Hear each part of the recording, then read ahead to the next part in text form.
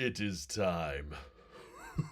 Good evening, ladies and gentlemen. We only have 2 hours to go until the Apple event begins. This is our final moments, our final time to speculate, look at the leaks, look at the rumors. There wasn't even time for me to do a last minute leaks video. I figured why film and edit the whole thing when I could just go live and talk to you guys about it in real time. Hello. Thank you everybody for tuning in. Lots of people showed up even before I started streaming. Wow. Thank you, seriously, so much. It's time for Evil Tim Cook to enter the picture. Hope you're excited. Hopefully, Apple has something interesting planned today because it's bizarre.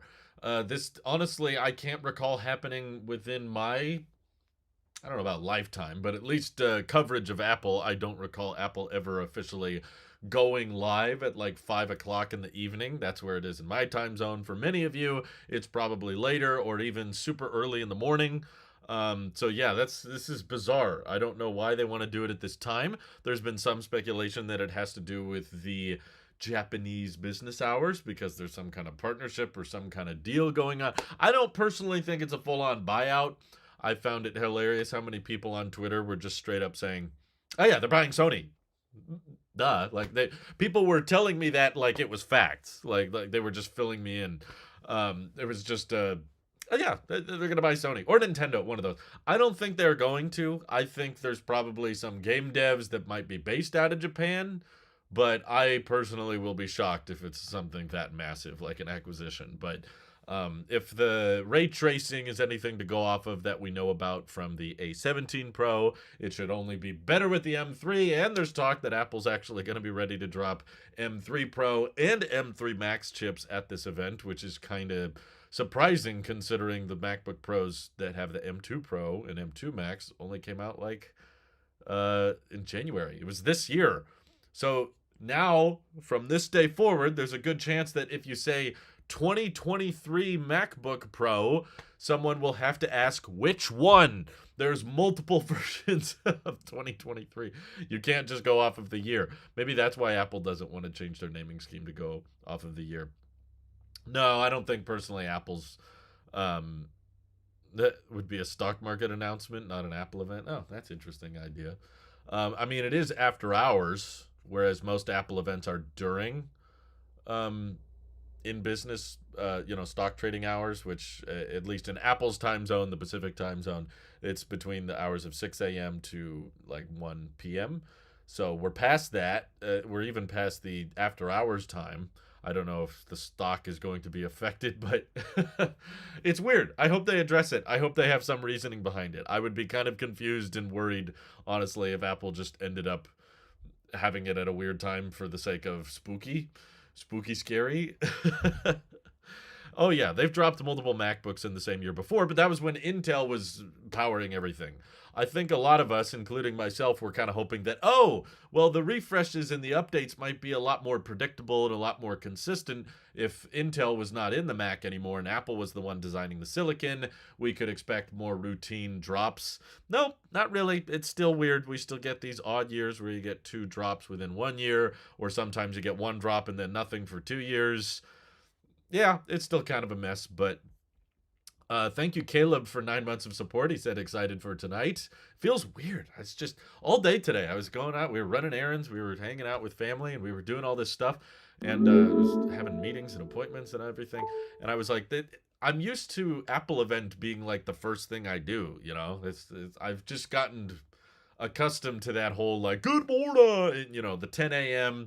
and then on this channel typically we go live a couple hours before, so I'm used to getting ready around 7:30 so that I can go live right at 8 in preparation for the event that's at 10. So it was weird that I was like going about my day and I'm like, oh yeah, there's still an Apple event coming later. It still feels weird, honestly. It's different and I want to know why. I'm right there with you, Jacob. Marngel says, I feel bad for the people who bought the M2 MacBook Pros. Hey, I can't say I recommended those, honestly. I remember saying that I think the performance of the M2 Pro and M2 Max was not that noticeably different. And I personally recall recommending a lot of people go the refurbished or, used market on M1 Pro and M1 Max, which I'm using to live stream off of right now. You're listening and seeing me through purely just an M1 Max MacBook Pro 16-inch, and I still love it. It's 2 years old now, and it's still great, and I have basically no complaints. Very little nitpicky things that don't really matter, that I don't even think are going to be fixed by today's Mac. So I recall a lot of people saying, oh, I'm going to get the M2, I'm going to get this. Well, this is what potentially might happen if you buy those little small spec boosts, is that they're more likely to refresh them again throughout the year. And then I guess the weird part for me is trying to find that overlap zone, right? Where on one hand you have someone saying like, well, I don't want the M1 Pro, I want the M2 Pro because that's the newest one, it's more future proof. Okay, but it's at a certain point, if you buy an M2 Pro Mac and then, 6 months, 10 months go by and then an M3 Pro comes out, you have to accept that you might not have the latest thing. And you have to eventually make the point to say, you know what, it's okay, I don't need the latest thing, this one is good enough. And if you're the kind of person to say, I don't need the latest thing, this one is good enough, then you're probably more likely to go with refurbished. Like, you don't have to buy it brand new, right? And that's, I guess, the benefit of these new ones coming out. Still reason to get excited. Either Apple has a lot of cool new features or a lot of new, I don't know, unlocked methods of computation on the M3 Pro. The 3nm architecture is unlocked and everything. Either that opens up all new kinds of possibilities, or it doesn't and makes the older MacBooks cheaper, which are going to be very, very similar. Oh yeah, can we get a USB-C Magic Mouse today? That would be wonderful. I will consider this event a win if we just get rid of Lightning on Mac accessories. Please. That's a win in my book, as long as we kill off some more Lightning stuff. Thank you, DB, for the super chat. Might have something to do with the Resident Evil release on iPhone/Mac today. Maybe they're going full-on gaming and buying Capcom. They're Japanese. I know very little about them, but yeah, I do think it's weird. Maybe a smaller company would actually be more believable than a big one like Sony or Nintendo. They're way too big and they have too much money. I don't think Apple could even buy them if they wanted to. But maybe a smaller game company, that might be interesting. I just wonder,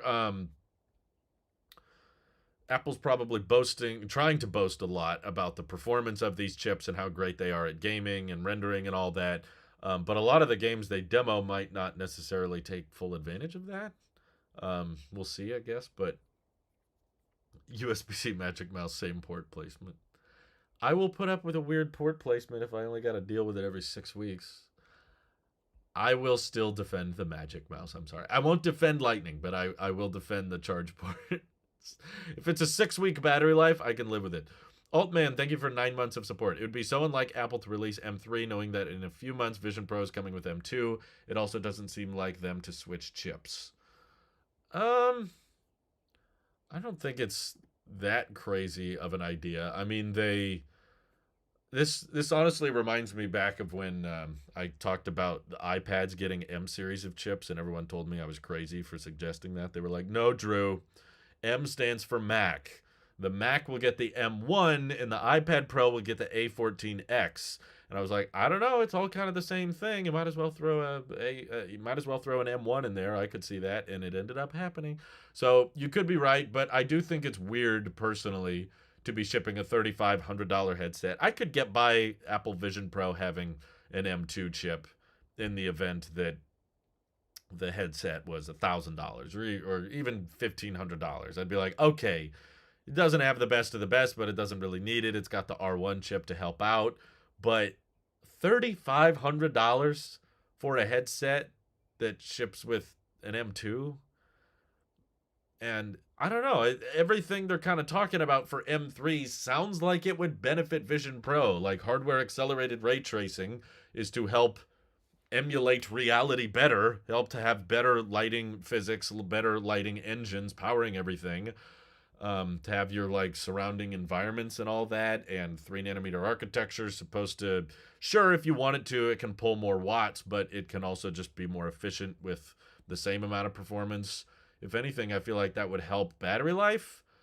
I mean, personally, I don't think it's that crazy to assume that, okay, Apple was not ready to announce the M3 chip back at DubDub. Because if they announced it back then, they didn't have any Macs ready for it, right? That makes sense to me. You don't want to announce an M3 chip but not say that it's available in any current Mac. You only want to announce the M3 chip when you have a Mac that's like imminently going on sale, right? So in my head, this kind of makes sense, and you feel free to disagree with me. But in my head, you announce Apple Vision Pro. It's got an R1 chip and an M2 chip. Okay, we haven't made any yet. We haven't delivered any yet. It's not coming out until early next year, whenever that means. So then once the M3 chip is ready, and they had to announce Apple Vision Pro back in June. They had to. It's a developer-focused keynote, and they needed time for the developers to write and code their applications. They want to get everybody comfortable with the idea. Apple's entering the spatial computing space. They want to talk about Vision OS. You can't announce something like Apple Vision Pro like 2 weeks before shipping, right? You just can't. So I say M2 chip and Apple Vision Pro. You announce it like that before production begins, because maybe that's what the dev kits are using, because that's what you got. M3 chip becomes available later in the year, which is now. Today they announced the M3, M3 Pro, M3 Max, and they say that's available in the MacBooks, and you can buy those now, and here's the new chips, and they're in the new iMac, and you can test it out. And surprise, M2's been living a double life. It turns out the Apple Vision Pro coming out next year actually has the M3 all along. Surprise! To me, that makes sense. I don't think it's that great to be like, they already announced it for M2. It's like, yeah, but they haven't made any. They're not in production. They already swapped out the H2 chip in the AirPods Pro.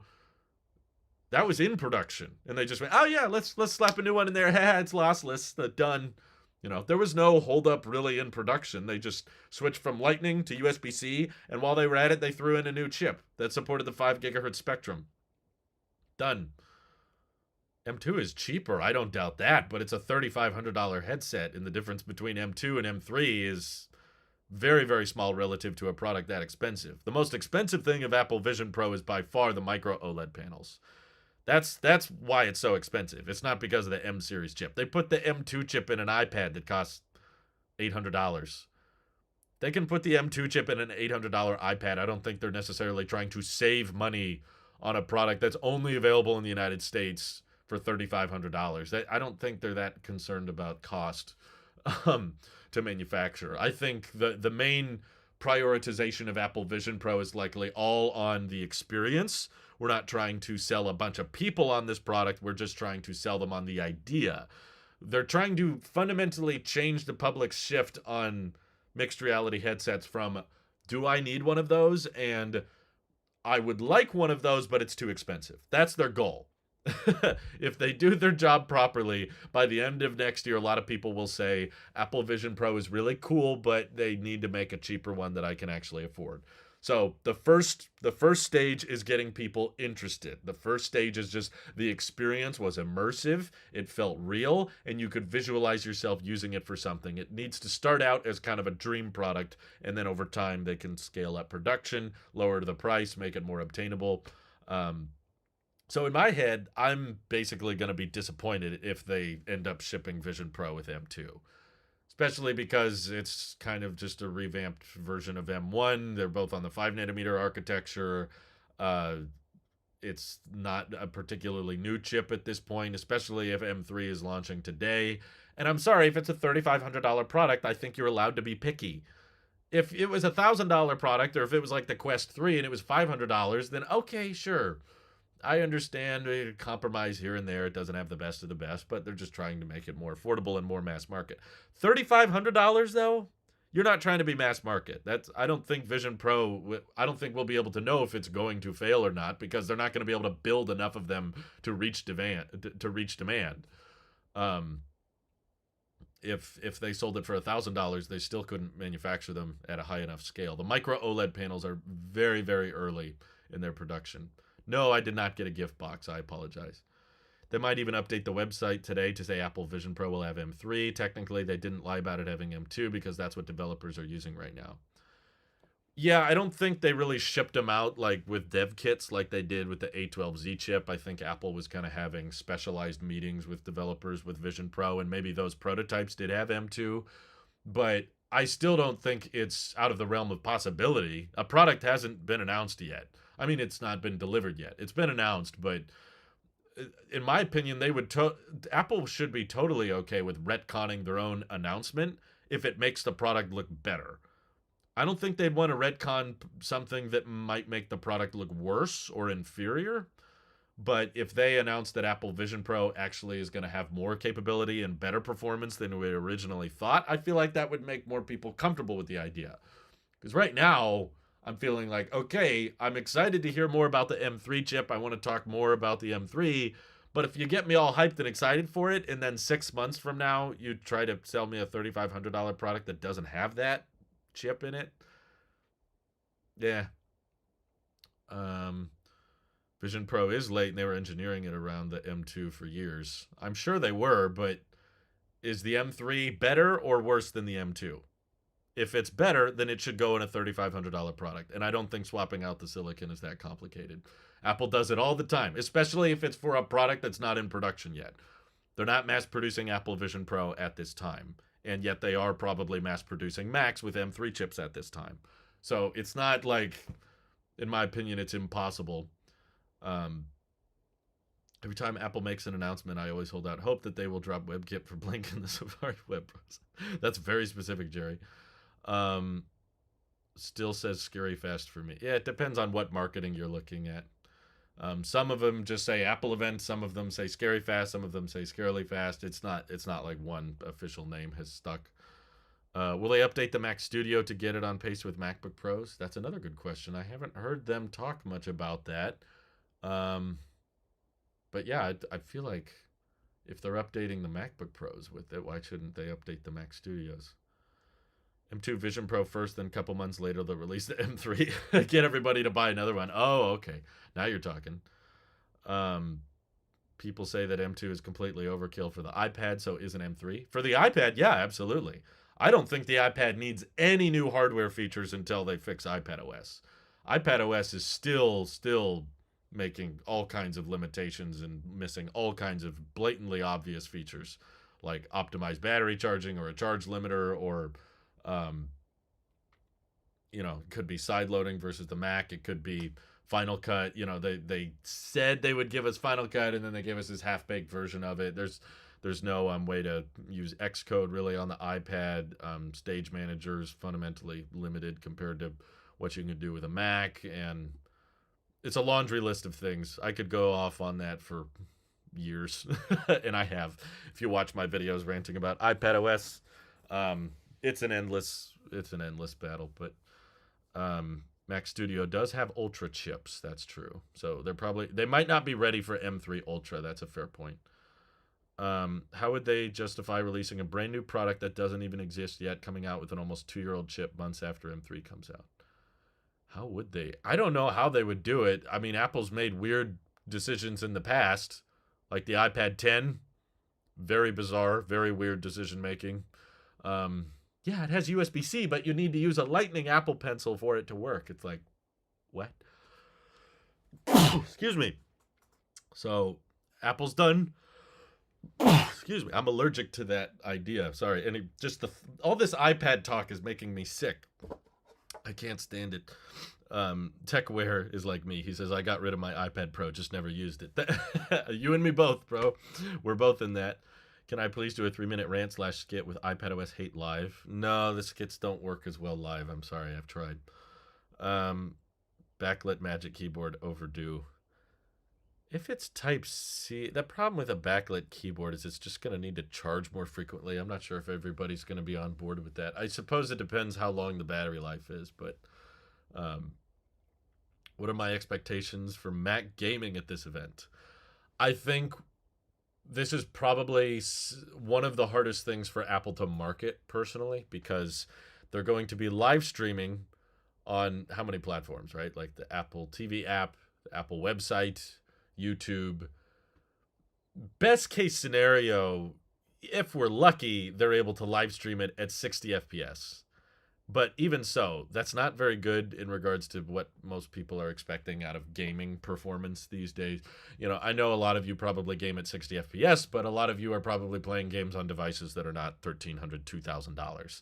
Apple, if they're trying to make gaming focused devices, they're going up against things like the PS5 and the Xbox Series X, which a lot of people are spending $500 or less on. So if you're advertising that your $2,000 Mac can play games, people are going to expect a lot more than 60 FPS. And because it's a live stream, it's usually much more compressed. That's just fundamentally how live broadcasts work. They can't be super high bitrate. Most people don't have internet connections that could sustain a super high bitrate live stream in the first place. So all we can really do for Mac and gaming is demos, but it's all online. So I don't think the demos are going to demonstrate themselves very well, even if they claim that this is running at 120 frames a second or it's running at 240 frames a second. It doesn't matter because we're going to be watching on a live stream. And oftentimes Apple, I don't even remember. I got to go back to their old event. Does Apple live stream at 60 FPS? YouTube is not very. By the way, I have the ability to live stream at 60 FPS, but I don't because when I play it back, it just objectively looks not as good. Was Apple's last event on YouTube at 60 FPS? Let me look. I want to see I'm going to check this real quick. The Wonderlust event. If I go to quality. No, it was not 60 FPS. It's probably 30, I'm guessing. You know, the Marquez frame rate of choice. So it's just not a great way to demonstrate gaming performance. All of the game companies aren't streaming at 120 FPS either. Yeah, but they've got a more gamer focused audience. Apple people are not that gamer focused. I'm sorry. So I don't personally know how they're going to handle this, but I think that it might be one of those things that demos better if you actually go to an Apple store and play a game on an M3 powered machine, or if you I've heard that Apple's planning on having these little pop-up centers, media centers in different cities where they invite content creators to go to a particular Apple space or, an Apple experience where you go in and they've done this before. I'm not crazy, right? I remember a time a couple of years ago where Apple put some emphasis on, it was either arcade or metal optimizations where they invited content creators out to try out the new Macs before they were even released. They weren't delivered to people yet.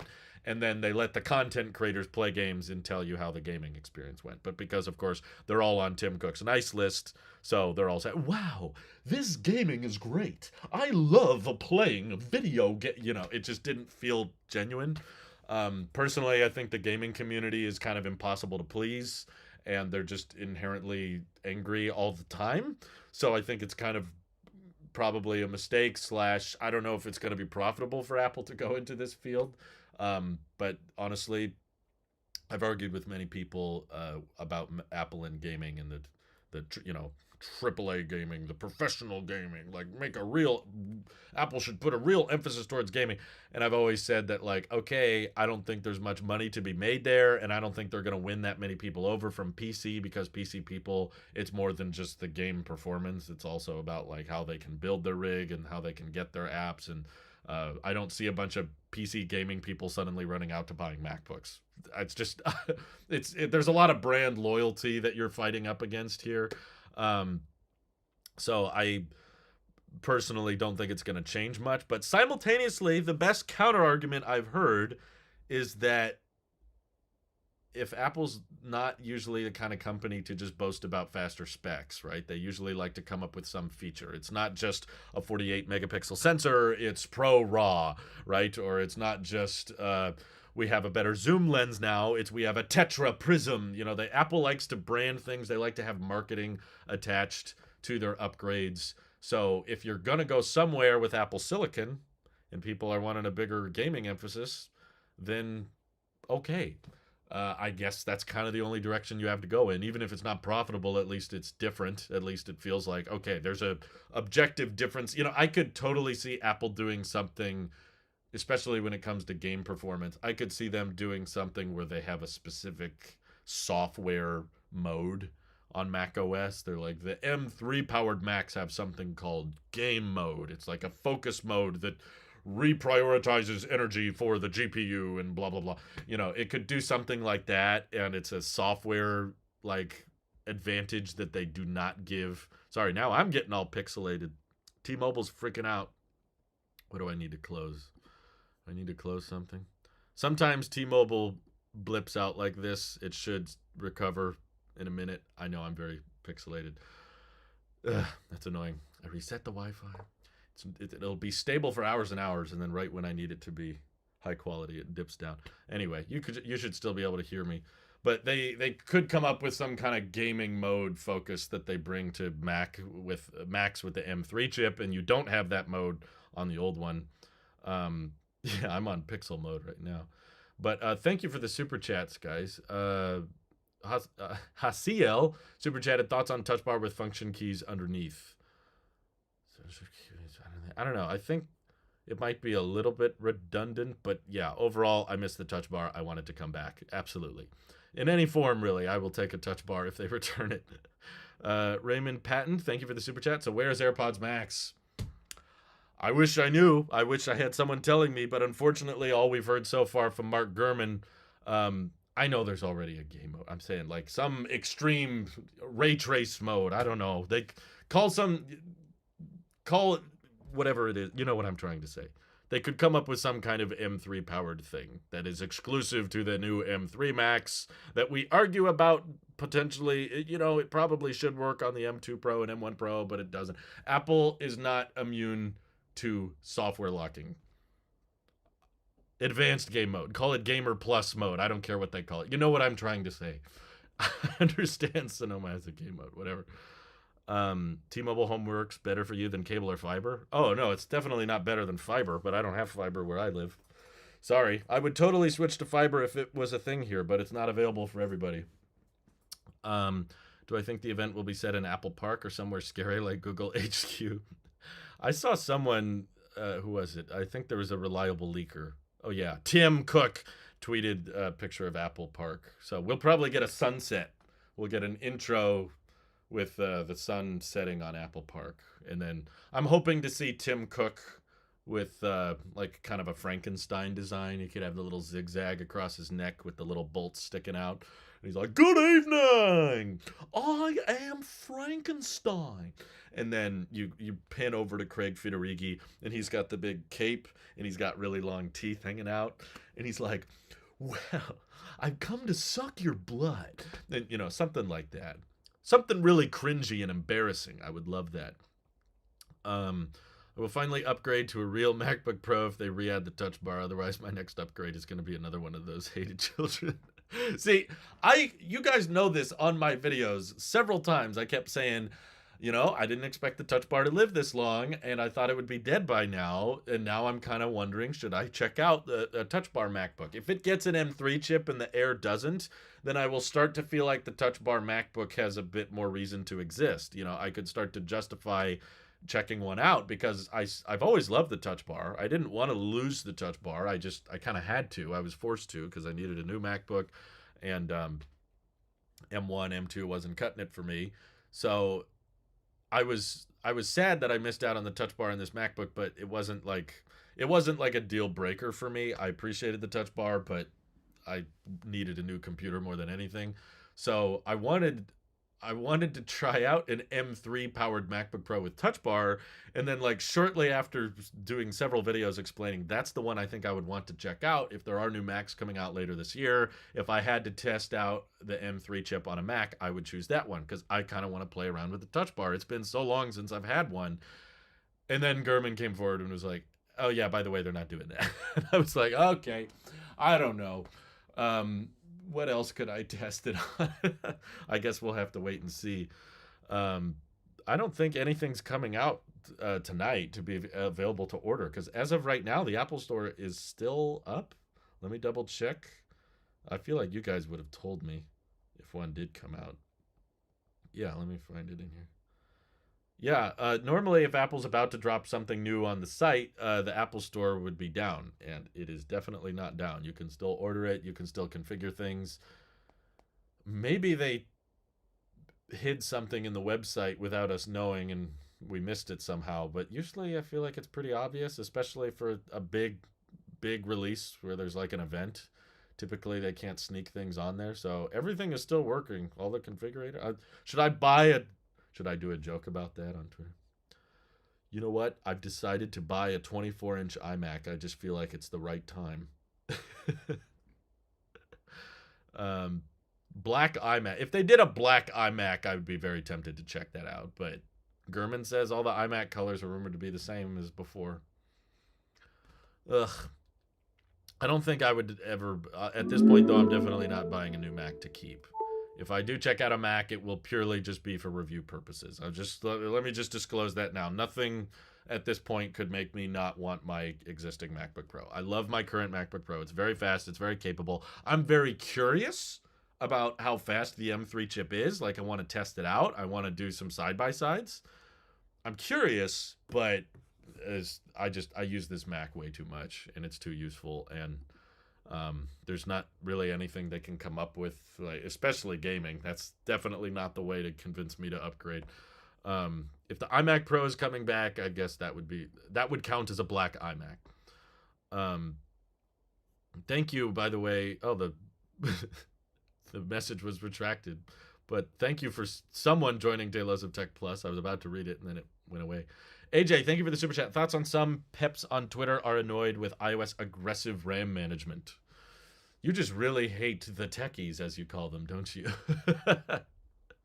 I use an iPhone 11 from over 4 years ago, and I think it's totally fine. I don't run into situations where I'm like, man, I wish this had more RAM.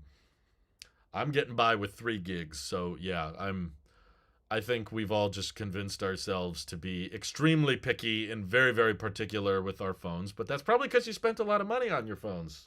You know, maybe if you spent $1,500 on your iPhone, you're going to be a bit more picky on which apps get reloaded in the background or something. I don't know. But I would just say lower. Just look at this as an opportunity for patience. Oh, no, I have to wait 2 seconds for the app to continue loading again. I don't know. I just... Even back in the old days when I bought a 13 Pro Max, I was never really a big, like, iOS RAM whiner. I still know a lot of people out there that are like, just reload it in the background. That doesn't work for me. I'm like, okay. That's never been even when I was a hardcore Apple sheep that bought the newest and best of everything, I was never a RAM guy. That was the one thing I didn't max out on my current MacBook, by the way. I maxed out the storage. I got the non-binned M1 Max, but I didn't go with 64 gigs of RAM because I knew I didn't need it. I just think RAM is kind of overrated. And I was right, by the way. It's been over 2 years since I've had this MacBook, and I've never run into a system running low on memory or, system crash or anything like that. The problem is the camera eats too much memory. When are you using the camera and other things simultaneously? Does that come up a lot? Are you taking pictures and scrolling Twitter all at once? I don't know. Moon River, thank you for joining the channel.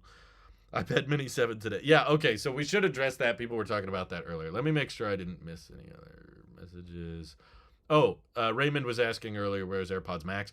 What I was getting at was Gurman is saying that there won't be new AirPods Max. He just keeps giving me worse and worse news. I hope he's wrong, genuinely, seriously. I want him to be wrong because what he's telling me annoys me. Basically, earlier, he said USB-C AirPods Max is not coming out until end of next year. And I was like, oh, God.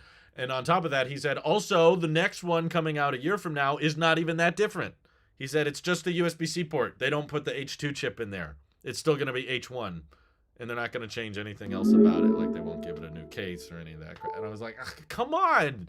You have anything good to say? I mean, he ends up being right a lot, which annoys me because sometimes I don't like what he says. But I feel like, where's that old-fashioned Apple? Remember when Apple introduced Lightning? They were so proud of that. They killed off 30-pin as quickly as they could. They were getting rid of the old iPads. They were pushing Lightning on everything. Here's the new Lightning this. Here's the new Lightning that. Lightning is so great. Where can we get that, Apple, again? I understand you can continue servicing devices with Lightning ports. You can continue providing software updates for devices with Lightning. That's fine. As a 2 Apple device Lightning customer and my wife, she has Lightning devices like her iPad, her phone, her AirPods, they all charge via Lightning. However, Apple, you're the one selling brand new hardware. Okay? If you're going to sell brand new hardware, that should have the up-to-date port that has been mandated by so many governments around the world, that Apple themselves has admitted this is the future, this is the port we're going to stick around with for quite some time. It's on the iPhone 15. It's on the AirPods Pro 2, which is $250. Why then should the $550 AirPods Max be stuck with Lightning for another year? And then you're still gonna leave it with the H1 chip? I don't know. I something seems off with that report. It doesn't necessarily sound like Apple to me. I feel like if they announced a transition to Type C, they would switch to it fairly quickly. That's my hope, at least. I don't want them to continue going on with this is Type C and this one's Lightning and this is Type C and this one. Like, just cut your losses. Lightning is dead. Move on. Lightning was Apple's invention, so was Type C. Just saying, Apple worked on the port design. Okay, I will watch on Apple's website. That tends to work better for me. There's no way they don't put it in an H2. To me, I'm not even advocating for necessarily something that's cost effective or whatever.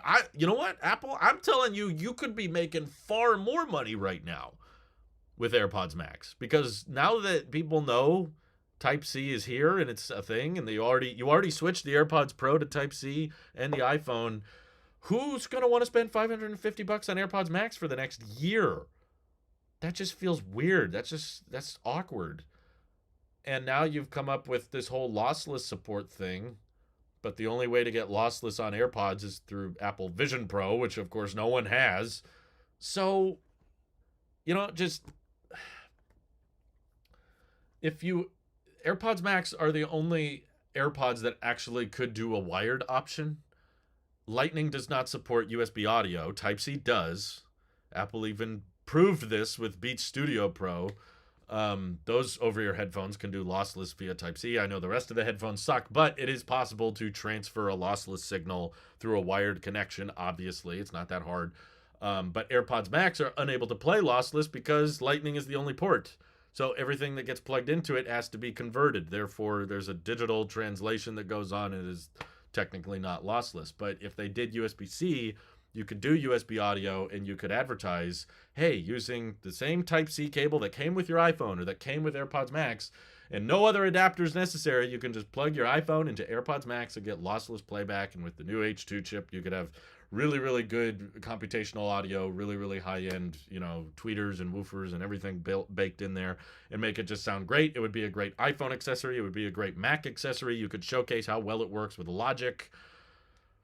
A bunch of people, I think, would run out and buy $500. I'm not even saying lower the price. Heck, raise the price. Make them $600 headphones. They're the first AirPods to support lossless playback. There's so much money you could be making right now, and they're like, we're going to wait till next year, and we're not going to try very hard. Seriously? Come on.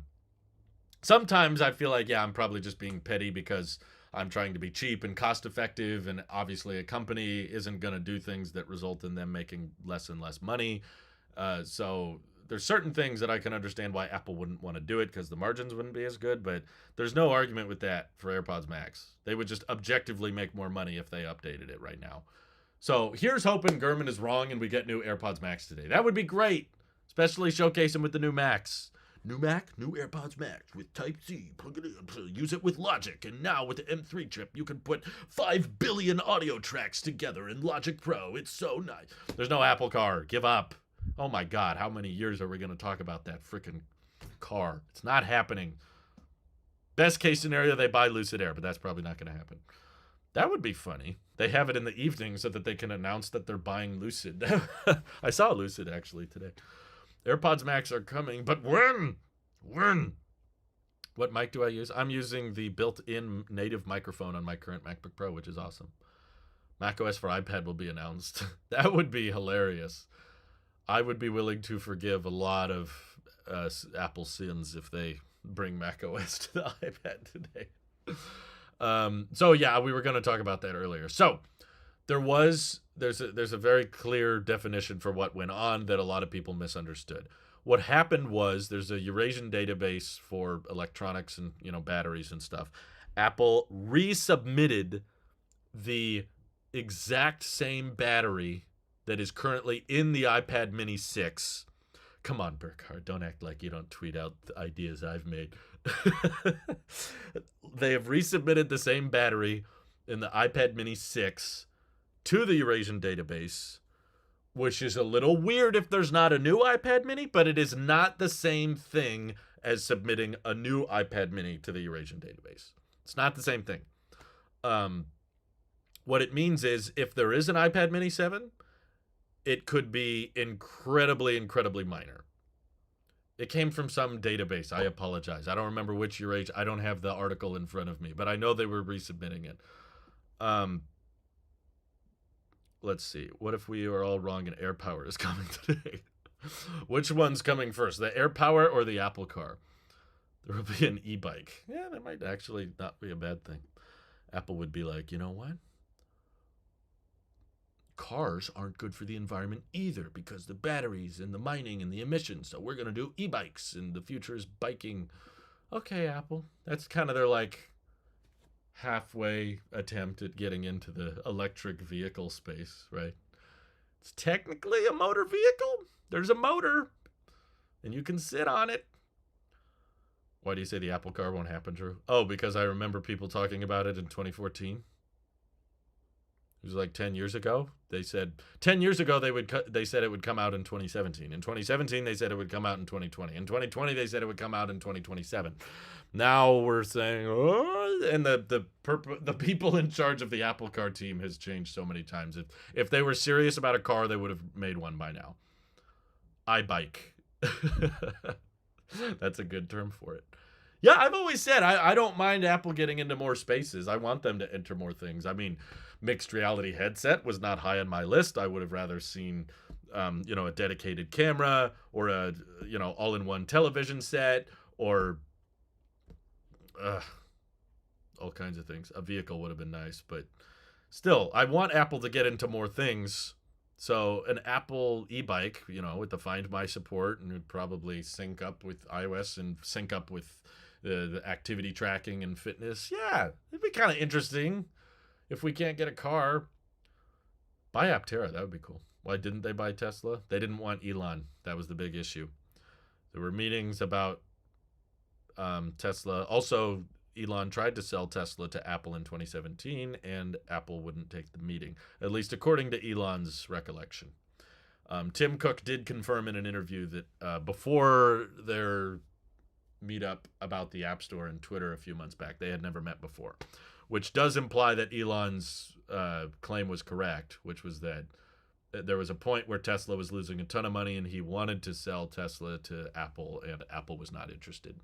So they could have, but it was probably going to cost too much. I think they also tried to buy Tesla back in like 2013, and their stipulation was that Elon had to leave, and Elon didn't want to leave. So I'm glad they didn't buy them out, personally. I think Tesla's probably better off not being owned by Apple. I also think Tesla's better off not being owned by Elon, but that's a different story. There's a lot of people who work at Tesla that are doing an amazing job. I think a lot of people just obsess over Elon too much and just think, oh, he's doing everything. Honestly, if you follow Tesla, SpaceX, and everything very closely like I do, you know that Elon is not super involved as of late in Tesla. He's just kind of the mascot at this point. There's a bunch of questions that he gets asked and he doesn't really know the answers to, and there's things he doesn't really talk about and he has to ask his board for answers on. And so I don't think he does much at Tesla anymore, to be honest. Did I read all about that Google and Apple stuff? You'll have to be more specific. We need an AirTags update. Do we? What do AirTags really desperately need? New colors? Is that seriously going to make a big difference? Or do they just need the little keyhole in it so that they can attach to your keys without you buying an accessory? Oh, guess what? AirTags they probably lose money on, but they make it back in the accessories. Or it's more of it's a loss leader to keep you in the iOS ecosystem. Probably kind of like the Apple Card is. I don't think Apple makes much money on the Apple Card, but like for suckers like me, it convinces you not to switch to Android. No, there's no car. They're not even close. It's announcing a car is one big thing. Making the car is another. Electric vehicles don't mesh well with Apple's design philosophy. Apple's mostly a design company. Apple's not a manufacturer.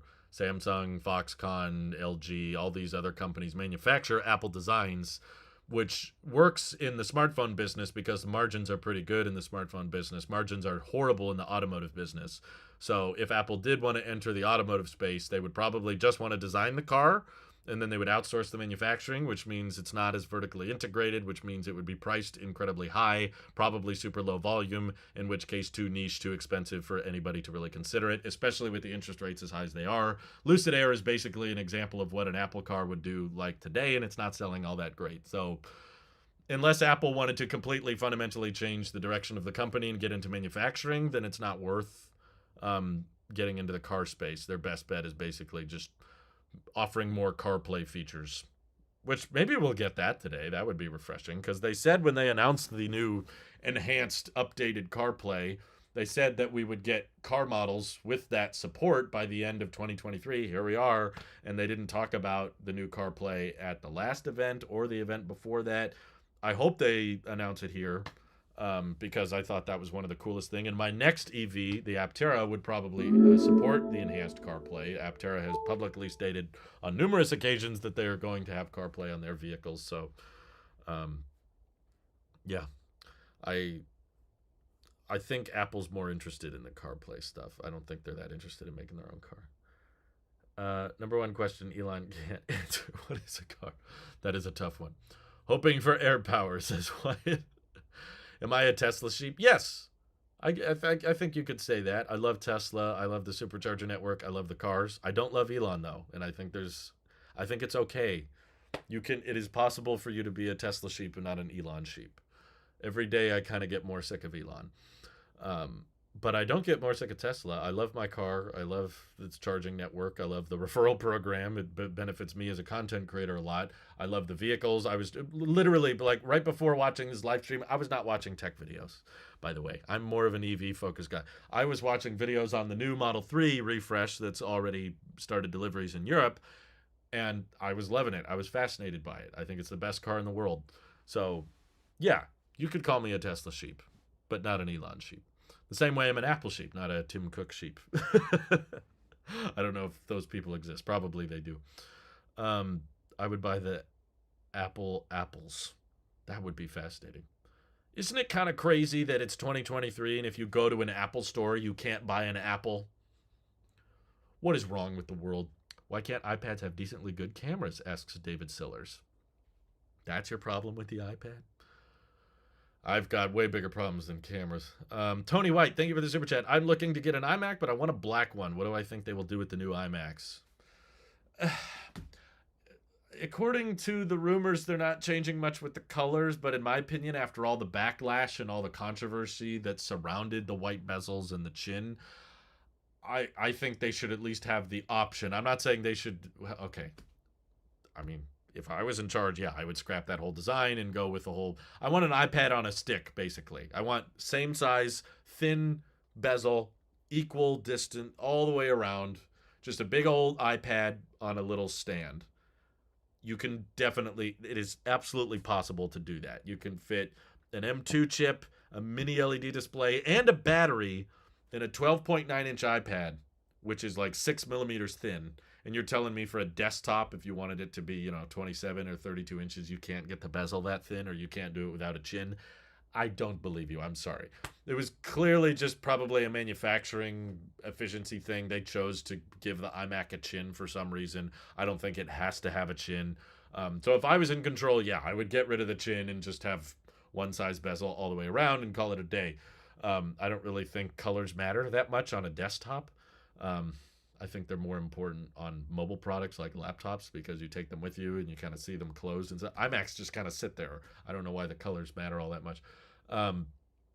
But if Apple doesn't want to completely re-engineer it and completely redesign it because that's more money, that's more expense, I would say the least they could do, the simplest they could do to make me happy or forgive them a little bit for the horrendous design of the 24-inch would be just simply make a space gray option.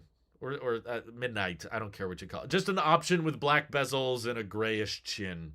Okay, I'll meet you in the middle ground. If you're not going to give me my dream iMac, then just out of the new color options. Maybe find out, because they have the data on this, right? Find out what the least common iMac color chosen was.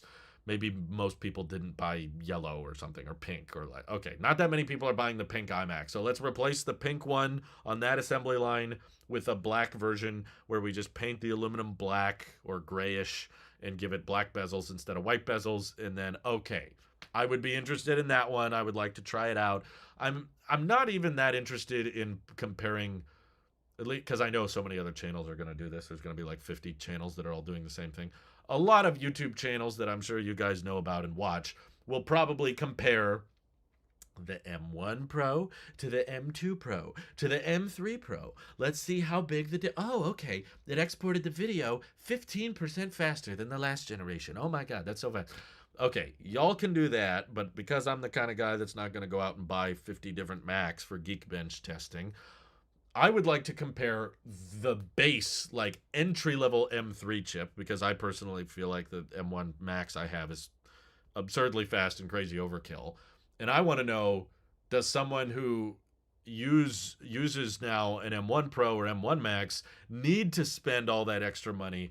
Could they save themselves some money and go with an M3 entry-level chip and get just as good a performance? That kind of benchmark would be more interesting to me if we did M1 Max versus regular M3. If the regular M3 outperformed it, I would be kind of impressed. I'd be like, wow, so you're telling me I could downgrade my current MacBook for this and I would technically get faster speeds. That would be more interesting to me. So that's the kind of comparison I'm into. But who's to say, really? Colors clearly matter to you, as you hate white bezels. That is true. I very much do, and I feel like I've stayed very consistent on that. I know a lot of you are like, you've changed, Drew. You said something nice about Google. You would never do that before. You're weird now. You just changed. And I'm like, you know something I haven't changed on? USB-C. I've always said that's the best port. I've always said if you're going to have a device... there's your reactions. USB-C! Yeah! Oh, now you're... There it is. It's the best port! If you're going to have a port, make it Type-C. Black bezels are always better than white bezels. I said this in my early years, and I'm going to say it now.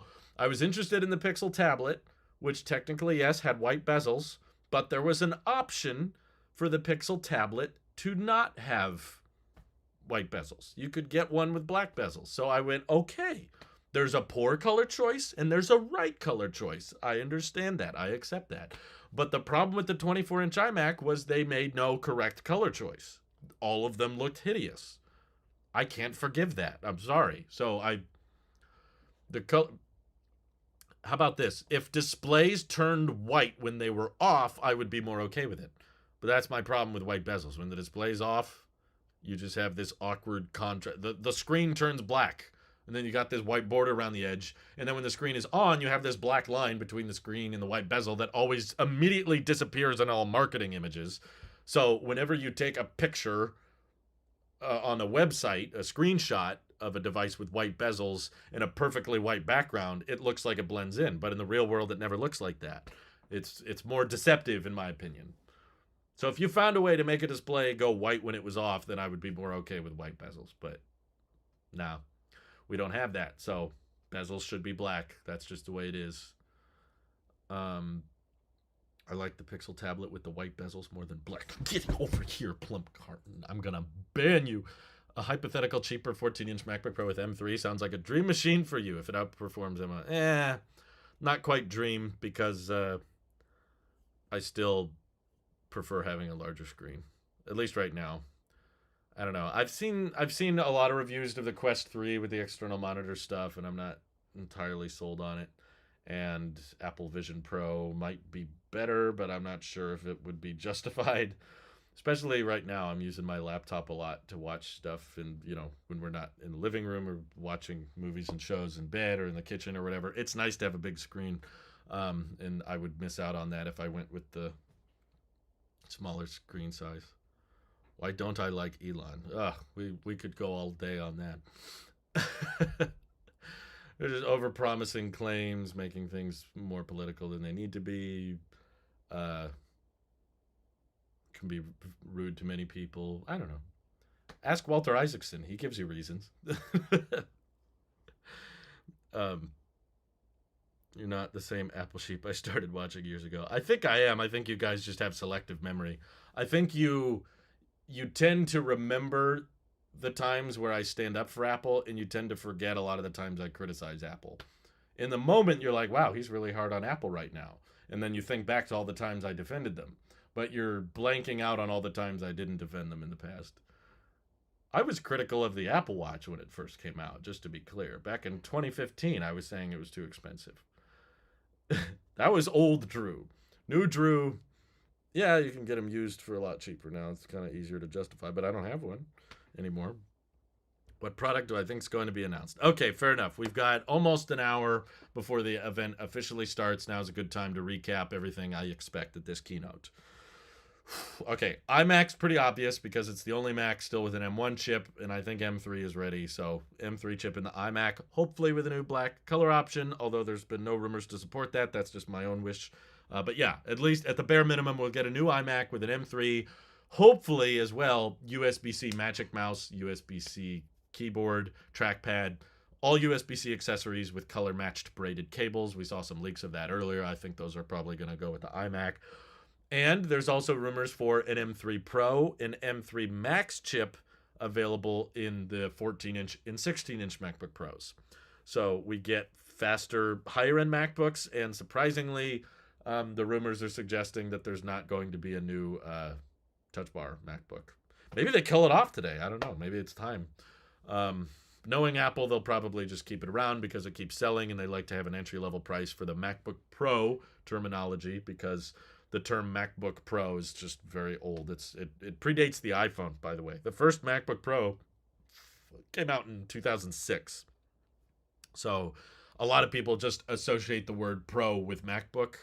So that 13-inch Touch Bar model is perfect for people who think they're pros that are not, because if you know anything about the chips or the performance you need, you'll probably be totally fine with a MacBook Air, but they don't want to buy the Air because that sounds cheap and underperforming, so they say, oh no, I need a Pro, but they don't really know what they want, so they go, oh, well, that's too expensive. I'll get a $1,300 one, and because it's a Pro, that means it's so much faster, so let me get a Pro. So they might just keep it around with the M2 chip to kind of clear out inventories. The assembly line's been going for so long. Maybe they kill off the M1 Air today. That might be... It's been on the website for like 3 years now. I think actually in a week or two, we're going to hit the 3-year mark since they launched the M1 MacBook Air. And they didn't even drop the price on it. It's been $1,000 for 3 years. So it might be time to kill it off. But honestly, I don't think that... I'm getting very similar vibes from this announcement, the oddness of the timing and everything. I'm getting the vibes that we got from November of 2020 for the M1 event, which makes me think, I don't think this is going to be a very long presentation. I don't think it's going to be that stuffed and packed full of info, especially because on the East Coast it starts at 8 p.m. So I think they could easily wrap this up probably in under an hour. I wouldn't be shocked if this keynote is less than 60 minutes. And I think it'll be mostly talking about how powerful the M3 series of chips are. And that might be it. I think it might just be the M3 is in the iMac, M3 Pro and M3 Max are in the 14-inch and 16-inch MacBook Pros. Done. That could be, maybe they kill off the M1 Air. We'll get some USB-C keyboard and mice, which is nice. And we'll call it a day. That's my personal predictions. Anything else we get is a bonus. Personally, I still really think that they should switch the silicon in Apple Vision Pro to be M3. But I suppose if it is, they don't necessarily have to announce it today because there's probably going to be a bigger event next spring that dives more into the Apple Vision Pro and gives us more insight on the pricing, the storage configurations, and all that info. And then they'll say, like, you can order it today and it'll start shipping whenever. Maybe at that event they could announce that it actually has M3. But at this point, I'll still be fairly disappointed, or maybe I just need more explanation on why they would ship a $3,500 headset with 2-year-old silicon. One theory that I kind of have supported by the iPhone 15 series, the A17 Pro, is a lot more power hungry. because it's kind of running at a higher speed. Even though it's 3 nanometer, it still doesn't seem to be that much more efficient. So perhaps if that's the same story with the M3 chip and Apple cares more about battery life and efficiency with a device, that you got to rest on your face. If that's the case, then I suppose maybe Apple will continue to keep the M2 chip around. This is just the more power efficient chip. So they leave the M2 in the MacBook Air, both the 13-inch and 15-inch MacBook Airs. They keep their M3. I'm sorry, they keep their M2, and the M3 only goes into devices with fans. Not necessarily only Pro devices. The iMac won't be Pro, but it will get an M3 because it has fans that can keep it cool. And maybe they put the M3 later in a Mac Mini so that they can keep the chip cool, but they never put the M3 in an iPad or a MacBook Air because those don't have active cooling systems. If I see that, then I'll go, okay, maybe it's just M3 is inherently more power hungry and inherently more of a hot chip, so they don't want to put it into eat hot chip and lie. It's just inherently too hot to put into Vision Pro. Then I could maybe understand it a bit more if they just kind of treat M3 and M2 as separate, like that it's not meant to be the next generation, it's just meant to be a more performance oriented M series chip. But if they end up putting the M3 chip in an $800 iPad, or they put the M3 chip in a $1,000 MacBook Air, then I'm going to be like, okay, come on, just put that in a $3,500 Vision Pro. It's not a power efficiency problem at that point. The Vision Pro has an active cooling system for, jeez. Okay, John, thank you for your first super chat ever. Wow, that's very kind of you. He says AirPods Pro Max for sure, maybe a dedicated Scary Fast gaming console since they're really pushing gaming now. The console's just going to be an Apple TV, right? At that point, just put a M3 chip in an Apple TV. They tried this though. They tried the TV with the big gaming emphasis and it didn't work. You really think if they just update the GPU a little bit, suddenly all the game devs are going to rush to optimize their games for tvOS? I don't think so. I mean, maybe that's Apple's mindset. Maybe that's what Apple thinks will happen. But Tony White, thank you for the super chat. Cheap MacBook thoughts. I would love it. I think they should do it, but I don't know what the margins are like. I'm not entirely sure. Personally, I think what would be kind of perfect is like the 12-inch MacBook. Call that like the MacBook SE. And it only has one port. It's just USB-C on one side and a headphone jack on the other. And then you put in the most efficient chip you can. Maybe that's the M2 or maybe it's the M3. I don't know.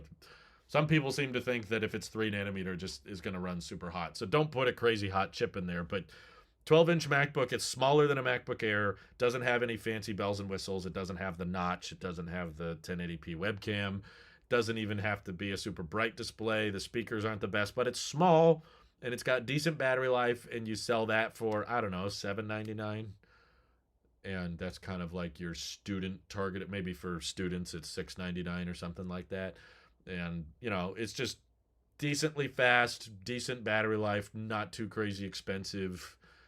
And don't call it regular MacBook because that confuses everybody. Just call it the SE. We have an iPhone SE. We can have a MacBook SE, right? That's not that crazy. We got a 14 Plus. Now we got a MacBook Air 15-inch, basically, larger size for the non-pro. If we're copying iPhone features in the lineup like that, then we might as well bring over the whole SE concept. It will happen. Chip change on Apple TV. Apple will officially be in the gaming biz. They've been in the gaming business. Do you know Apple makes more money on gaming than most game launchers? Like they make more than Steam and all those guys. It's through the App Store. It's what y'all would not consider. It's not real gaming, but I don't know. You can't please those gamers. They're always complaining about something. So I don't think this is honestly going to change much, but it should make for good marketing material. Because they'll be able to prove and showcase that the M3 objectively does things that the M2 did not. That's what they're looking for. They're looking for marketing munch, marketing chow. What can we all talk about? What can we fill the headlines with? The new MacBooks are way better at this. That doesn't necessarily mean it's going to be that much better at gaming because it's kind of up to the game devs to bring the game support. And as we've heard before, from many, many game companies, they don't want to bring the app support because that requires more engineers, more time, more money. And if there's not enough people playing their games on that platform, then you can't justify that division of the software team. It's the exact same problem we've had for years. Personally, I've been saying this for a very long time. The thing preventing Macs and whatever from becoming gaming machines is not hardware. They've always had decent gaming performance and decent GPUs, and with the proper metal optimization, you could play some great games on there. And my classic example is Nintendo with the Switch, or just Nintendo with really any console. Their consoles have never been like the most cutting edge, best frame rate, best resolution, all the best graphics. No, it's just people love Nintendo games. It's not about how the game performs, it's about what games are where. People buy Xbox for Halo, people buy PlayStation for Spider-Man and The Last of Us, and whatever the exclusives is. Then people buy Nintendo for Mario, or Breath of the Wild. You buy the console based on the exclusive. The consoles are well aware of that. The console companies are well aware this is how it works. It doesn't really come down to which one has the better performance. It comes down to which one has the game I want to play. So Apple doubling down on making sure their platforms run games really, really well, that doesn't really change anything. It all just comes down to which platform has the games I want. So unless Apple gets some exclusives, which so far they don't really. I mean, Arcade has a few exclusive, but they're mostly iOS optimized. They're not like the traditional PC gamer, AAA title. It's like Mini Motorways or Sasquatch. What's his name? Sussy Baka Sasquatch. What's that stupid game called? Oh man, that's all iOS territory, which I mean is honestly mobile's a bigger revenue generator in the gaming industry, but PC gamer people don't like acknowledging that. So I don't think you're gonna sway people. Basically, is all I'm trying to say. Um, Are you telling me my 15-inch MacBook Air is already obsolete? No, but I also never told you to buy that, for the record. Who did I say that could buy? Okay, I think what I remember saying is if you buy the entry-level 15-inch MacBook Air, it's a good deal. But don't spec it up. If you're specking it up, just go with the Pro at that point. The Wii and Wii U had GameCube hardware, pretty much. Yeah, it's all about the game. It's not about how it runs. 12-inch MacBook can use an iPhone chip. I mean, the A17 Pro is only 1,000 points away in Geekbench from an M1. A18 might be on the same level as the M1. I like the way you're thinking, Jacob. I just worry about the precedent that sets. If they put Mac OS on an A series of chip, which they totally could. Don't get me wrong. I mean, between you and I, we're totally aware that Mac OS is optimized for ARM. It's optimized to run on Apple Silicon. A17 Pro is very fast. It's almost on par with the M1 chip. They could totally put an A17 Pro in like a 12-inch MacBook, and they could probably put an A16 chip in a 12-inch MacBook, and it would probably run Mac OS just fine. There's Intel machines with crappy RAM management and crappy CPUs that are still running Mac OS. It's not that hard. However, if they start pushing that, the iPads are going to look more and more awkward. It's like, okay, so you're telling me you can run Mac OS on an A series of chip, but you're not going to let me boot up Mac OS on my iPad or on an iPhone via Thunderbolt connected to a monitor or whatever.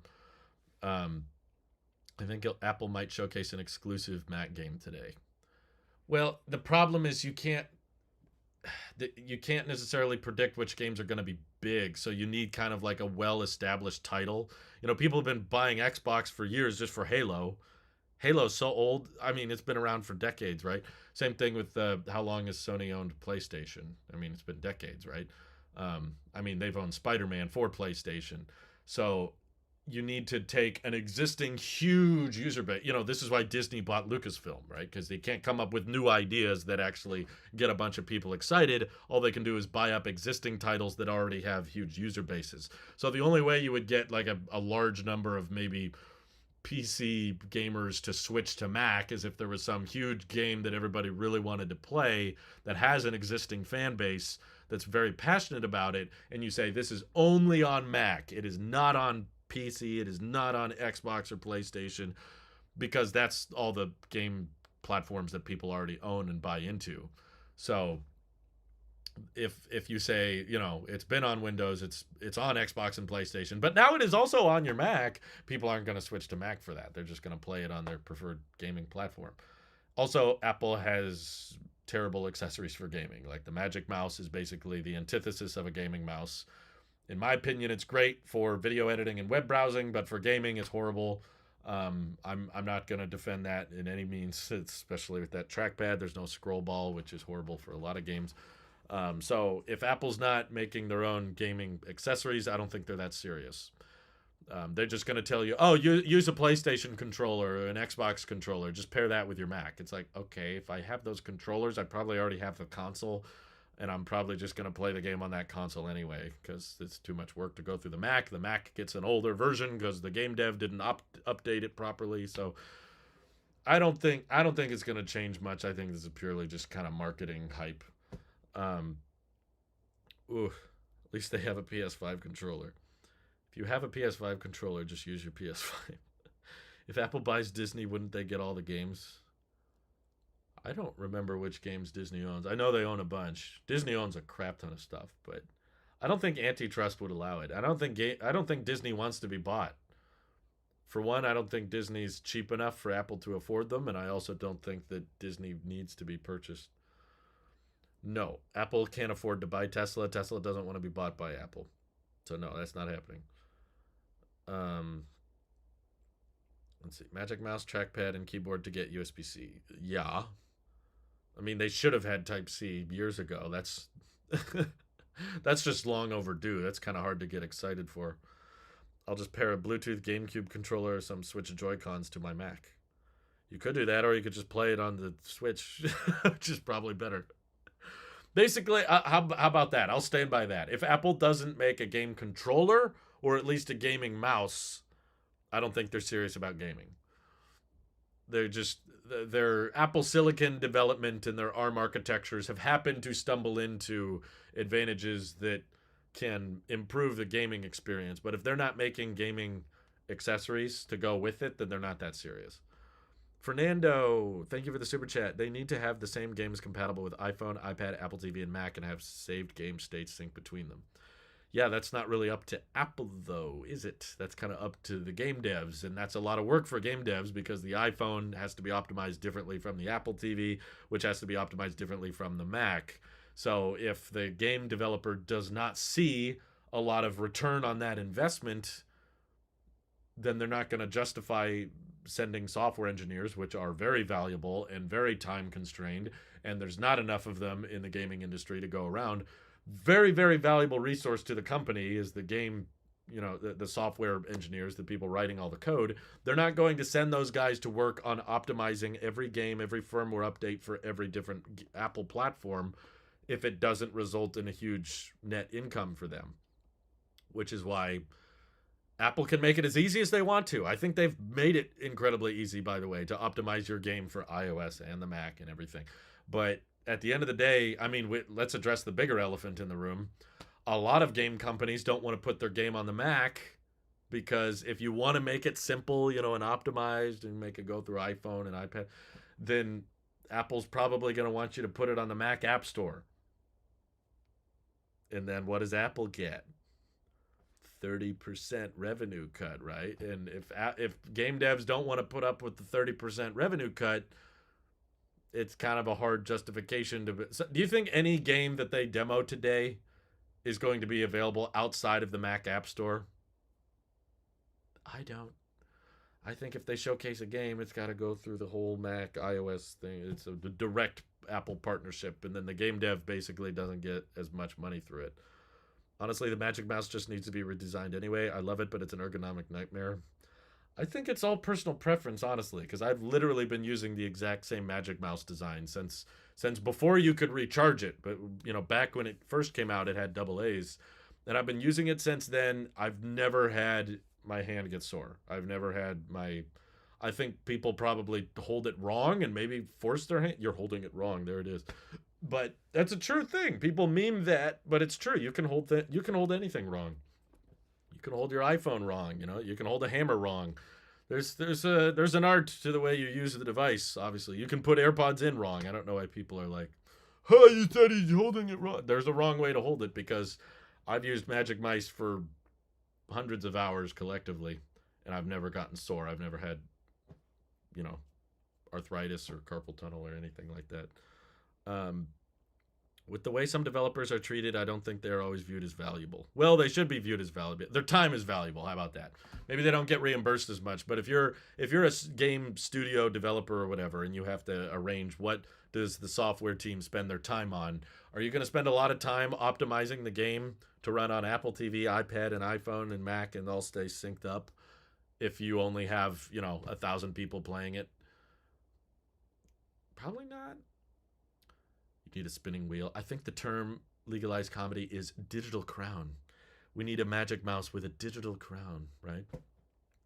What is the right way of holding the magic mouse? I don't know. Someone needs to show me the wrong way, because I think the big difference is I rest my palm on the desk and then I move the mouse around with my fingers. Whereas I think people who don't use the magic mouse are accustomed to like resting their palm or the weight of their hand goes on top of the mouse. So like your whole hand is resting its weight on the mouse, whereas with the magic mouse, my palm and the weight of my arm is on the desk, and then I move my fingers around. I'm totally comfortable with it, and I've never had an issue with the ergonomics. My dad's the same way, by the way. My dad always loved that magic mouse design. And then at one point he was using a MacBook for a while with a trackpad, and then he was using an older iMac with the old, with some just generic mouse, and he was like, I don't like this generic mouse. It had the scroll wheel and everything and the left and right click, and he didn't like it. He said, I want the magic mouse. Can you find me one of those? So I got one for him. It was like for Christmas or his birthday or something, and he loves it. He still uses it. Magic mice tutorial vid. Didn't they used to have those in the settings app? Let's see. Some people hold their views wrong. That's very true. I could see Apple partnering with Disney but not buying them out. It's Netflix that needs to be bought out. No, that's not going to happen. Netflix is actually doing great. As much as I hate all the price hikes and I think they're way too expensive, they seem to be doing well. Their stock has rebounded quite a bit since it tanked a couple of years ago. Apple's already partnered with Disney. The Disney CEO sits on Apple's board of directors, I believe. So there are already a lot of partnerships between Apple and Disney. I tried the MX Master 3 as well, and I couldn't get into it. Apple needs exclusive games to make it big, but Apple already has some of the best software developers in the world. Why couldn't they make their own game and charge $60 like Nintendo? Because, like I said, you can't just inherently make a game super successful. It has to be chosen by the community. You can't just say, we're going to make a very popular game. It depends which games take off, which one. It all comes down to where the gamers go. And in my experience, the gamers are very hard to please, and they're very picky, and you can't just convince a bunch of people that a device or a game is worth it, especially if they have to buy an entire Mac. And most of the Macs Apple makes are all in the $1,300, $1,500, $2,000 price range, and gamers aren't going to want that.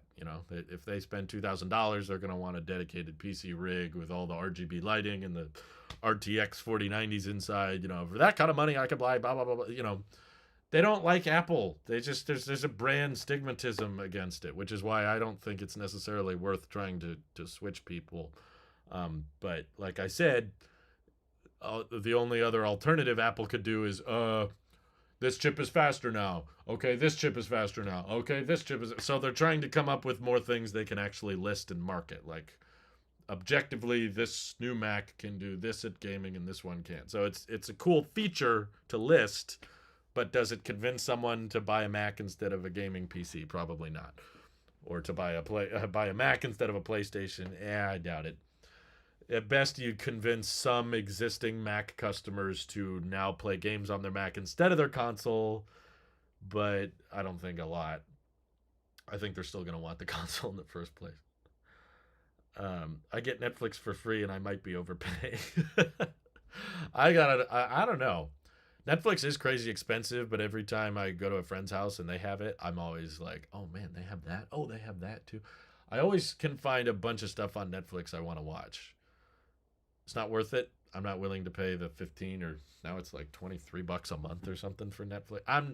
I can't justify that. However, if there was one streaming service that I could choose, if, Tim or Google or whoever, if some company came to me and said, hey, you can choose one video streaming site and you'll have it free for life, what would it be? I would choose Netflix. No joke. Not Disney Plus, not Apple TV Plus.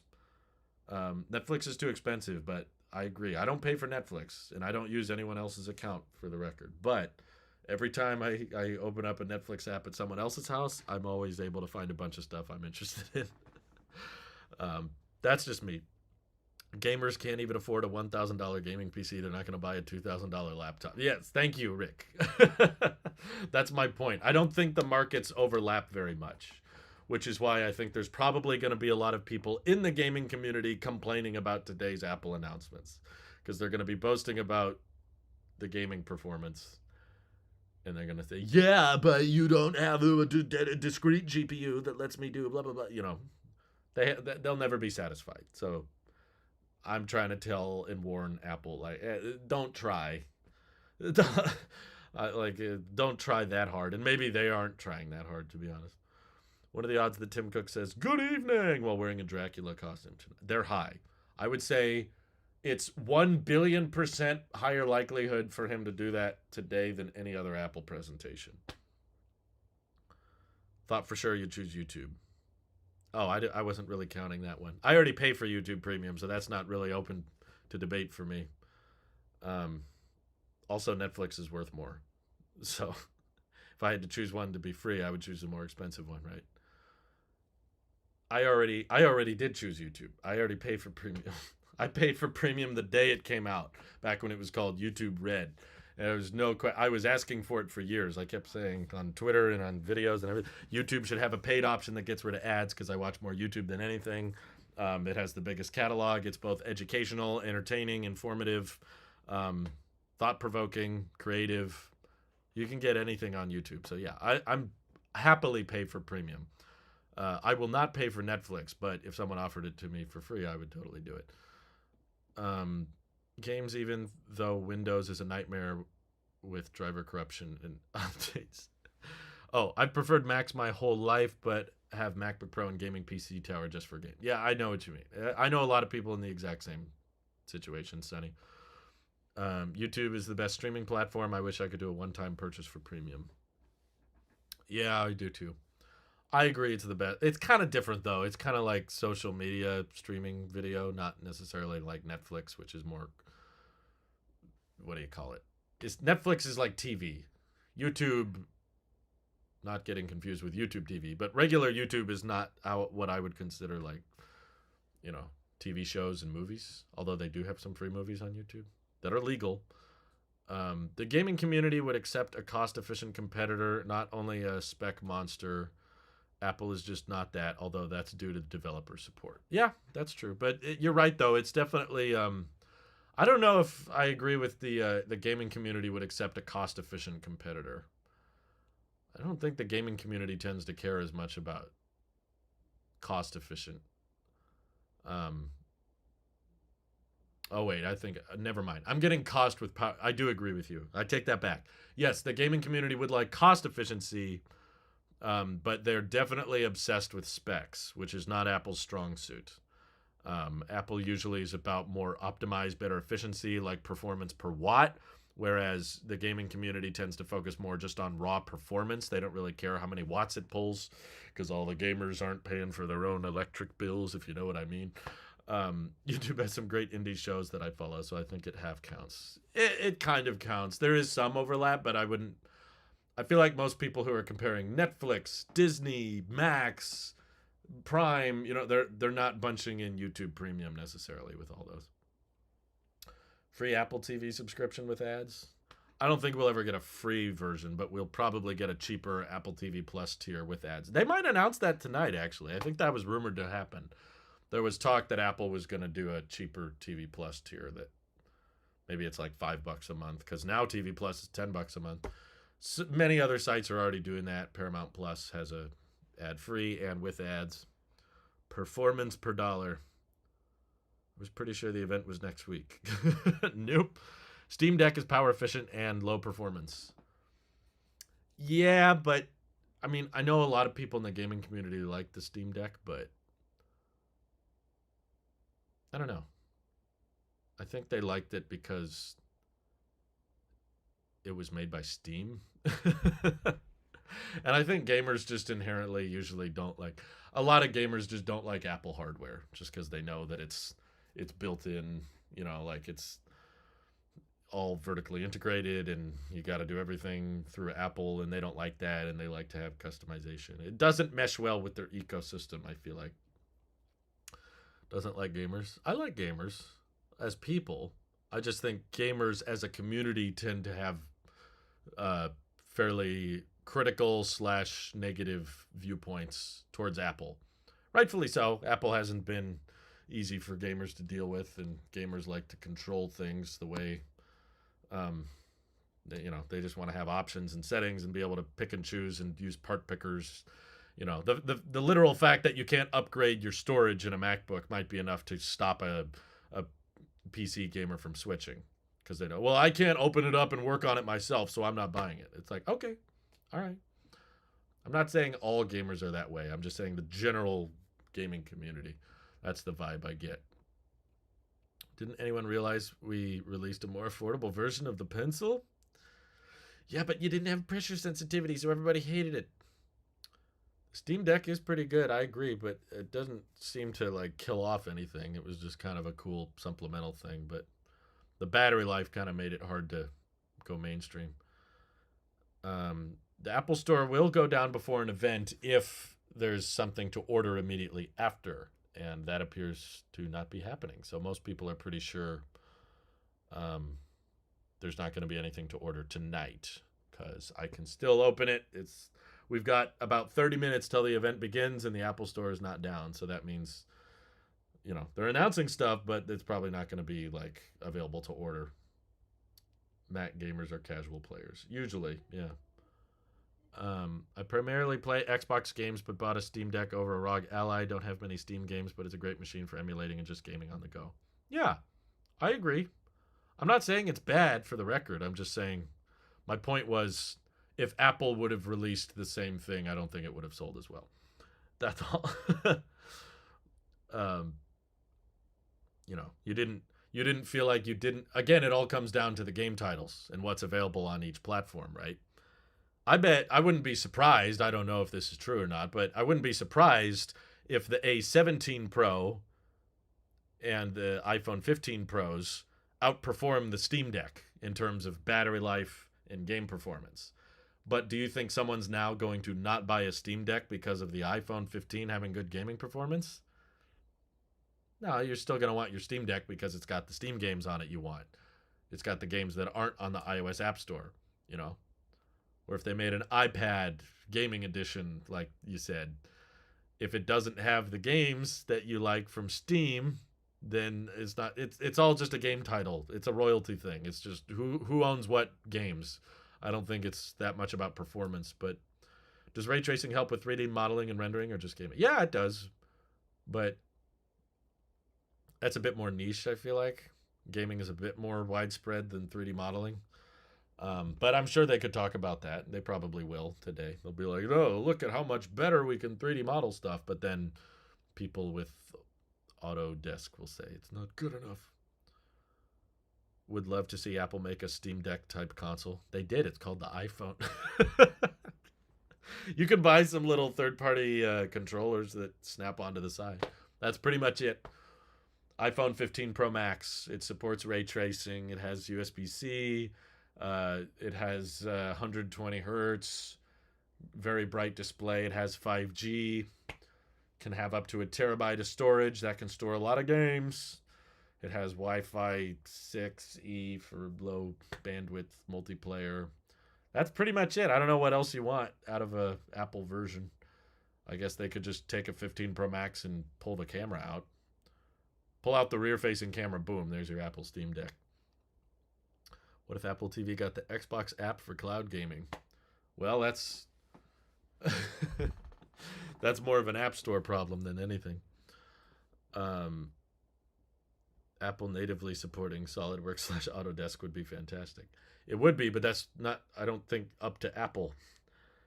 That's up to SolidWorks / Autodesk optimizing for Apple Silicon. 15-inch MacBook Air still says new on the website. Usually they take that away when the replacement is coming out. Thoughts? Who told you there's a replacement 15-inch Air coming?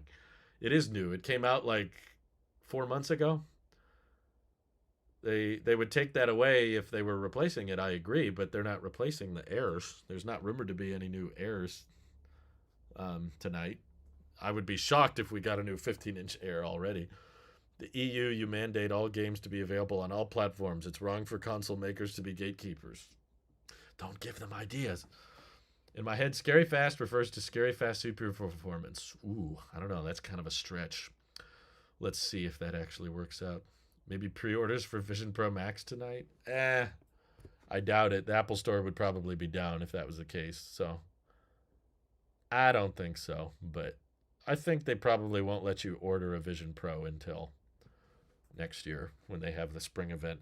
Honestly, it might not even be something you can pre-order because there's talk about how low the production volumes are going to be. Oh! Store down! Store down! This just in, 30 minutes before. When did this happen? I'm tweeting this one. Did someone else tweet it? Probably. Let's see. Stop loading things I don't care about. Come on. Haven't seen anyone tweet it, so there's gonna be something to order. This is it. Okay. Get excited. All the money's going out. Send. My phone's name is Justin. Yes. Justin Long. Cool. Just get help. I've fallen and I can't get up. Will M3 be better than M2? No. It'll be worse. That's why they're releasing it. I'm going to have to bust out the old Samsung tablet to watch your stream and Apple's event at the same time. That's not my fault, Plump. I tried to show the event before and they took down my stream. Apple Card for Europe, I wish. It's just hard. There's too many banks over there. There's too many banks in general. 2019 15-inch MacBook Pro, then the 16-inch MacBook Pro same year. Yeah, I remember. I was there. I made videos for both of those announcements. Imagine if they lost a sale because they took the store down. They probably did. Someone was in the middle of speccing something out. Apple refreshes the store to release one new color for the iPhone because they forgot to announce it at the last event. Red! That's it! There was no red iPhone 15. It's the first time since the iPhone 6S that there wasn't a red color option. Come on, Apple. How is 60 hertz very fluid in games but very choppy on phone screens? Who told you 60 hertz is very fluid in games? That's kind of like standard, I feel like. Are people still playing games at 30? I don't think so. Apple Card's going to take for... I think the problem is no one wants to partner with Apple on the Apple Card because Goldman Sachs just keeps getting sacked. They lose so much money on the Apple Card and they keep saying how big of a mistake it was to partner with Apple on that. It's your fault. You made me buy the M3 MacBook Pro and now I have $10,000 hole in my pocket. What? I always said take the refurbished one. If Amex takes over, Apple Card, like rumored, will likely see global expansion like everyone wants. Won't be as good, though, and Apple likely doesn't want that level of inconsistency. Yeah, I'm not sure which is better. Is it better for the Apple Card to be a U.S. exclusive with good perks or international with bad perks? Probably U.S. exclusive is my guess. That's what I think they would take. Katrina says 30 FPS is considered unplayable for games. I know, that's what I thought. I thought 60 FPS was considered like the bare minimum for gamers, and they wanted ideally 120, if not more. They're only going to introduce tonight pumpkin orange Apple Watch. That would be kind of hilarious. Any thoughts on the new Snapdragon X Elite? No, I know nothing about it, and the problem is... I'm sure it's a great chip, but it's probably only going to be shipping in devices that run Windows, and I'm not interested in buying any device that runs Windows. at this time. Do I think the M2 Pro price will go down as a result? Oh, yeah. Well, at least in the secondhand market. Don't be so obsessed with buying brand new from Apple. That's pretty much the most guaranteed way to get a bad deal. If you're going refurbished or secondhand, buying used, Amazon renewed, all that kind of stuff, then you can find much, much better deals. And honestly, if you're thinking M2 Pro is good enough, why not consider M1 Pro? Why do you think M1 Pro is too slow? Because I know a lot of people with M1 Pro and M1 Max chips that are still doing great. Honestly, I don't think the performance is all that different between the two. I'm surprised I didn't keep the Pixel. That's up to Google. Thank you for the super chat, Connor. How long do I think until Lightning is completely phased out where people aren't using it? Oh, well, I mean, it's easier probably to predict when Apple is going to phase it out because they basically have a deadline, end of next year. So Lightning should be all off of the new products by the end of next year. But everybody else, oh man, that's near impossible. Do you mean literally nobody? Probably never. I mean, there's probably still some people out there using 30-pin cables to charge their old iPads. It's not common, but they're out there. Apple still sells 30-pin cables on the Apple Store. Did you know that?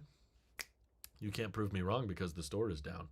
So there's no way for me to prove this, but I did it when we were recording the last podcast. I literally pulled it up and $20. You can still buy a USB-A to 30-pin cable from Apple, brand new. It's weird, but it's still possible. So AirPods Max is my last Lightning device. When everyday people are not using Lightning anymore, I mean, I guess you would basically just have to look at what the average length of ownership is for most smartphones, which I believe now is between 3 and 4 years, but every year it gets a little longer. So there's still people, like I have a friend, the same friend who bought my Apple Watch, who just, even after the iPhone 15 came out, he got a 14 Pro Max because it was through some carrier deal. You know, he didn't pay full price or whatever for it. He just got it because I think the carriers were just clearing inventory. They wanted to get rid of all the 14 Pros, so they were offering them really, really steep discounts on them. So he pays like $20 a month and he gets a 14 Pro Max for 3 years, I think. I don't know. Ended up being worth it to him, but he's got a brand new phone with Lightning, and he could easily probably keep using that phone or, you know, keep getting updates for it, keep charging it for easily another 5-6 years, maybe 7 or 8. So I wouldn't be shocked if in 4 or 5 years there's still some everyday consumers still rocking Lightning. I was hoping that Apple would be a bit more aggressive with the USB-C transition so that we could kind of get that over with a lot faster. But yeah, it probably just depends on your region. Like if you live in a densely populated area where the average income is higher, you're probably going to see newer iPhones more frequently. If you're in a rural area where income is lower, you'll probably have people holding on to iPhones for longer. That's just anecdotal evidence from what I've seen. So depending on your region, maybe 2030 is when it starts to become rare to see someone with a Lightning cable. Hopefully before then, obviously, that would be great. But the problem is all these newer devices that we come out with, they're going to last a long time. So I don't think people are all just going to throw out their old Lightning devices like the tech people do. You and me, we all want to kill off our Lightning devices and get on with the USB-C future, right? But not everybody else is going to do that. They're just going to keep using their old stuff until it stops working. So that means Lightning might, in the like general public, you might still see it around for quite some time. Drew, I get cable internet here at my apartment. I have so much issues with speed and signal issues. Then I went to T-Mobile home internet, no issues. There you go. I'm glad it's working for you, Heel. But yeah, that's my reminder to everybody that cable is not flawless either. Fiber is best if you have fiber in your area. That's going to provide the best and most stable connection. I have cable internet in my area, but it was not perfectly stable either, and it was very expensive. The T-Mobile home internet is probably a little less stable than cable, but it is like a third of the price. And it's stable enough that I'm not willing to pay 3 times the price just for... I also hate the company. I hate Comcast with a passion, and I don't want to support them. So fiber is good. for your intestines. That's also true.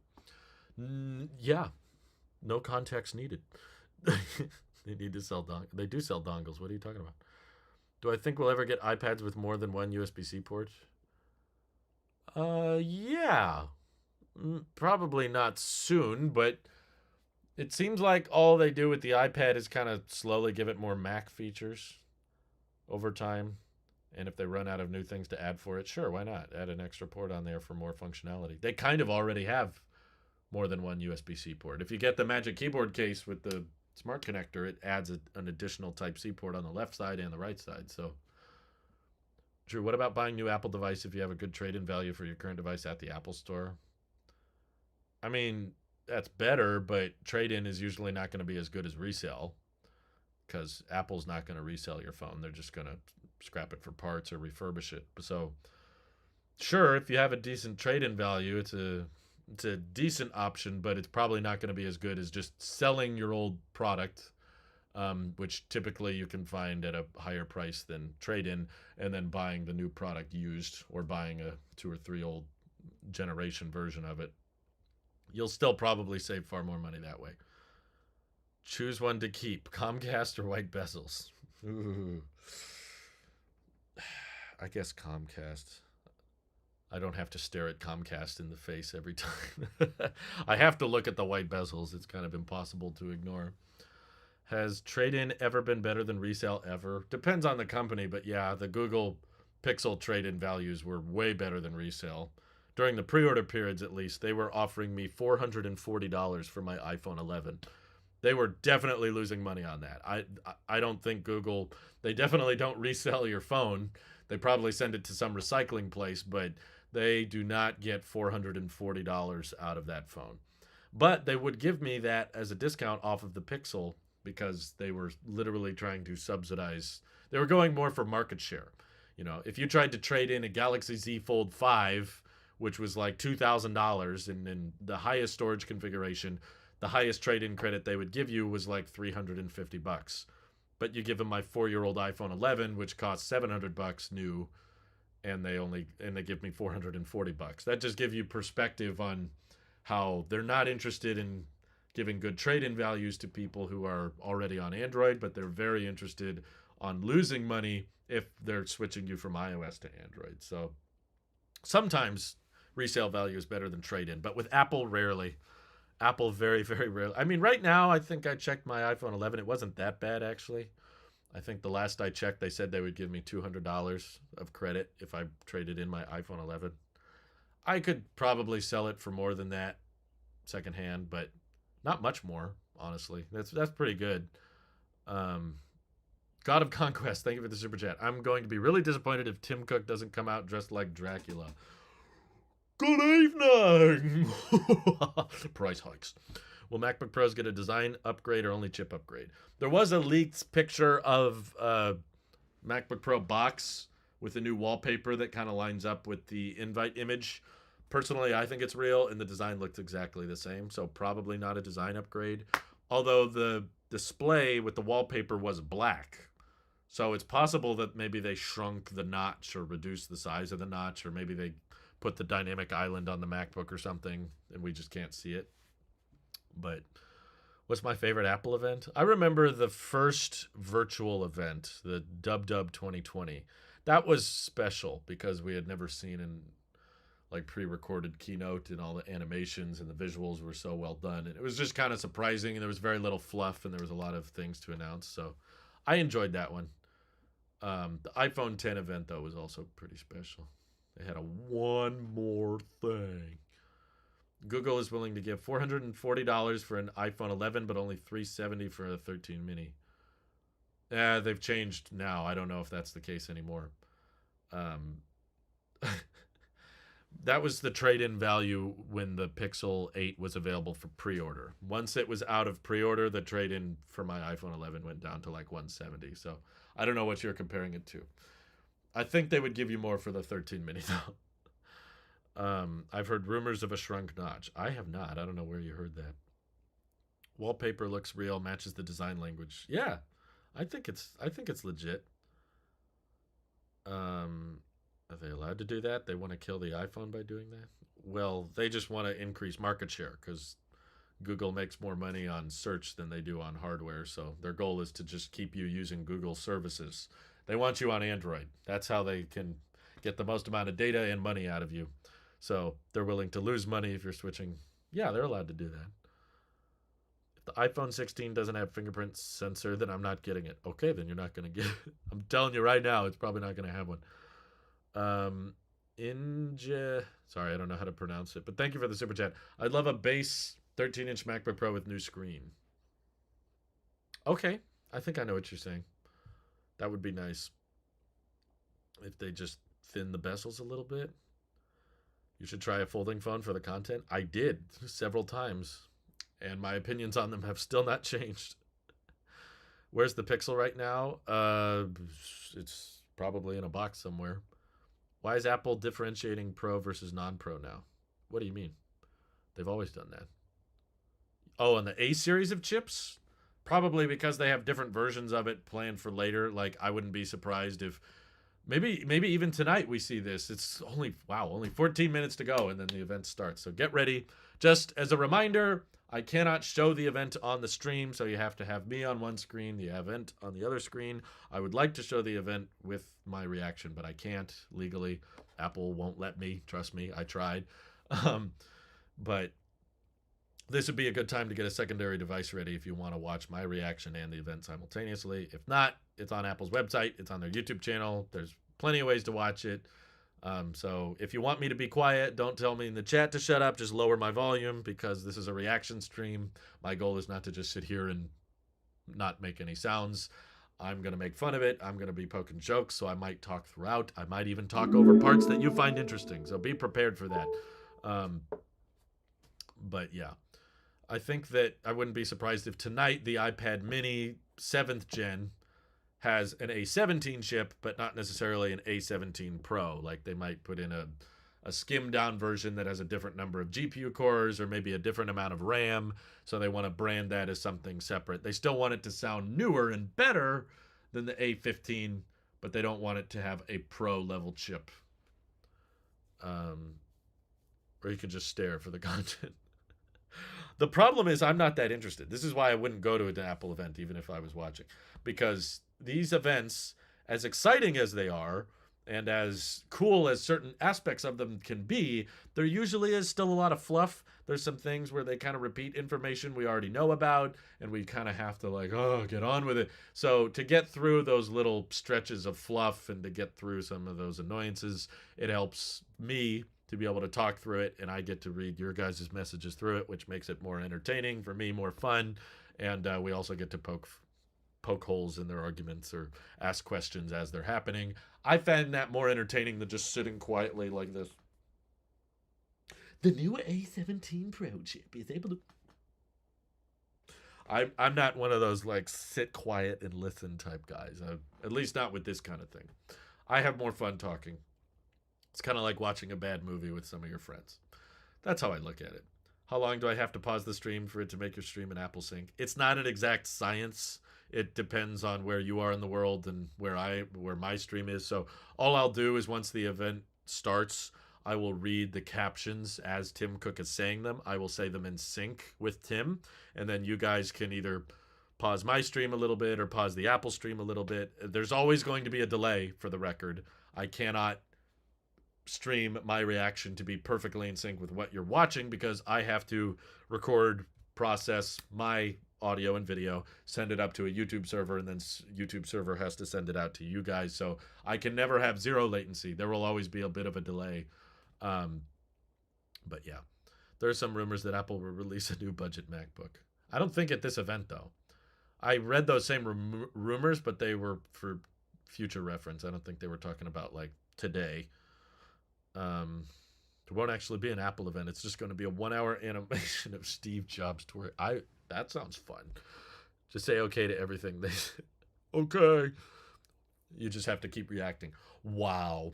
Very cool. Wow. I don't think MacBooks need Face ID. It'd be cool if they had them. An iMac would make more sense, actually, because they're thicker, But the MacBooks have these tiny, tiny display lids. I don't think you can easily fit Face ID sensors up there. If he doesn't do the hand pose while saying "Good evening," I'll be so pissed. I just want costumes, please. What does Tim Cook want to dress as? Please. Is the Apple event being streamed through YouTube? Yeah. I mean, they put up the live stream link like a week ago, didn't they? Come on, man. I feel like one of the first people to tweet with that the store was down. Now everyone who tweeted that the store is down is copying me. I knew it. Okay. Oh well. He dresses up as Steve Jobs for Halloween. That would be hilarious. M2 and an iPad Air, M3 iPad Pro, iMacs with M3, M3 Mac Mini, and pumpkin Apple Watch bands. I think your expectations may a little be out there. Will M3 be a modest update like the M2? I mean, it depends on what you're doing. If you're playing video games, it probably might be a little bit more than modest. It might be a bit more substantial. If you're exporting videos, yeah, I don't think it'll be that much faster. I'm sure it'll be faster, but then the debate will be on battery life and power consumption and efficiency and all that. It's going to be 8 a.m. for you. Gee, where is Yoris? Everybody, deduct his time zone. Now, everyone on the stream is Craig. 3 nanometer ain't modest. Well, like I said, it depends what you're doing. If you're editing audio tracks in Logic, I don't think 3 nanometer versus 5 nanometer is going to make that big of a difference.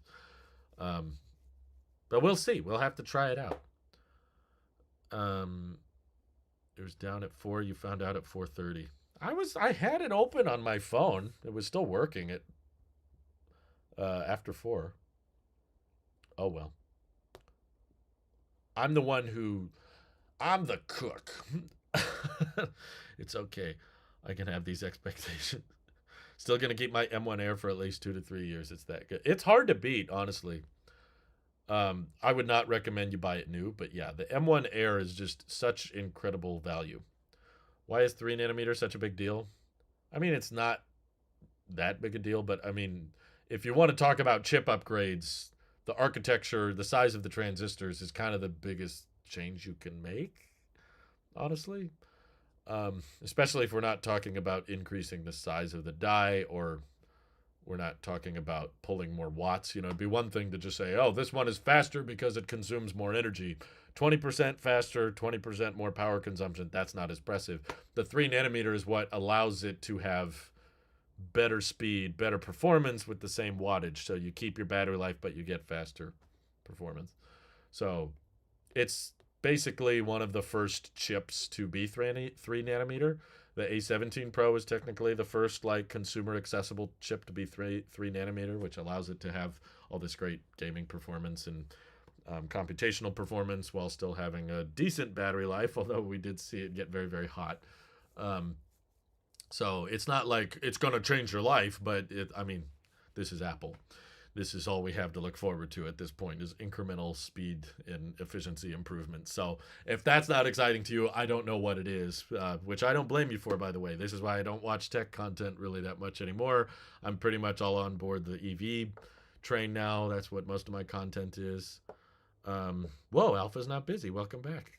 I'm glad you made it. Do I think the battery life will be drastically improved? If it's anything like the A17 Pro, probably not, because from what it seems to be, because the 3 nanometer might not have that big of a performance boost, they're pulling more watts than before. So I think it'll be a lot faster than before, but the battery life will probably be about the same. Gone super chatted for the very first time tonight. Thank you very much. He says, longtime follower, love all your content, Duran. Thanks for everything you do. Wow, that was super duper unnecessary, but thank you. 3 nanometer, boring and overhyped. Give me 1 nanometer. That's going to change everything. 0 nanometer. Jeez, I can't believe Gon didn't even ask a question. He just super chatted for no reason. You guys are far too generous. Number one thing you are looking forward to hearing tonight. I want, honestly, if I had to pick one, probably USB-C accessories because I'm just excited for Lightning to get off the site. If there's a black iMac, that's probably going to be my favorite part of the event. Yeah, I'm not that interested, honestly, in the new 14-inch or 16-inch Pros. Just not because they're bad. It's just because the M1 versions are still great. I think Apple put too many good things into one generation because I'm still in love with my current one, and it's 2 years old. My MacBook is 2 years old, and it's still great. And I know the M2 Pros are better, and I'm sure the M3 Pros will be better, but they're just not that much better, in my opinion, that I could justify upgrading to them or could even really justify recommending them to people, you know? I can't really recommend that much. What's the biggest disappointment you're expecting for this event? Probably, I don't know if it's necessarily at this event, but the biggest disappointment for me would be that the Vision Pro still has M2. That would make it kind of hard to justify, honestly. Like, okay, $3,500 and you're putting in a chip that came out in 2022 and we're buying this in 2024. I don't know. I just think the Vision Pro should have the best of the best. Don't put it in last year's chip. If you can buy the M3 chip within a $2,000 MacBook, then you should get an M3 chip and a $3,500 headset. That's all. So if we don't get any of that addressed, I'll be disappointed. Yeah, I mean, they could kill off the Touch Bar MacBook today, and I wouldn't be that surprised. It's been around a long time. And, you know, I kind of like the Touch Bar, and I was kind of thinking about trying it again, but I've lived without it for so long, I'll be okay. So it's not like end of the world type thing. Anyway. Oh, God. Did this not charge again? It better have. At least the right one charged. I'm going to get the event queued up here so we can watch together. I might be able... I don't know if I want to do that. I might be able to get the music synced up. Okay, the right AirPod is at 100%. My left AirPod is also at 100%. Okay, good. It was just dated. All right, they're connected. There's music playing. I would show you the visual, but I don't think it would help you sync it up any better. So I'm not going to, because I really don't want Apple to take down my stream again. They've done that. Will this event be big? I don't think so, personally. I think it might be a very short presentation. I would not be surprised if this event is under an hour. Ooh, a new display would be nice, but the problem is Thunderbolt. If they wanted to put ProMotion on an external display, it kind of has to use Thunderbolt 5, which they're probably not ready to mass produce yet. So we might not get any new displays, unless you count the new iMac. There's music playing, but I don't have lyrics, so I can't really... It's like spooky music. Dun, dun, dun, dun, dun, dun, dun, dun, dun. 2 minutes, ladies and gentlemen. I'm just managing my windows so I can see the chat and the event simultaneously.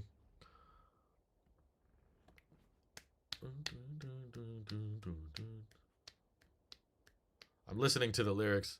Okay, you'll just have to wait until Tim starts talking, and then I can read what he's saying, and hopefully that helps you sync up. Okay. I'm watching on Apple's website, in case you're curious. Okay. This feels weird. I'm used to doing this at 10 in the morning. You can hear me, yes. But I can't play the music. Otherwise, I'll get in trouble. So, hang in there. All right, 1 minute to go, folks. I hope you're nervous for these prices. Mini LED on MacBook Pro. Yeah, it's been that way for a few years. I gotta say, as far as Apple visualizers go, this one's kind of mid. It's just the lighting changing on the logo. Before they had more close-ups on things and, I don't know, more motion, more animation. This is... Oh! It's starting! Now I see the close-ups. Now we're getting very... What is this? From your house to mine. Okay. I hear flutes. I hear Stranger Things music.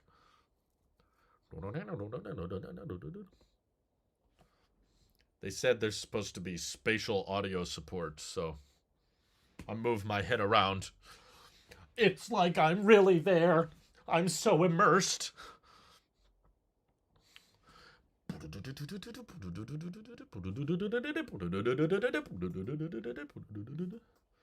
Okay, it's 5 o'clock, Apple. Get the announcements going.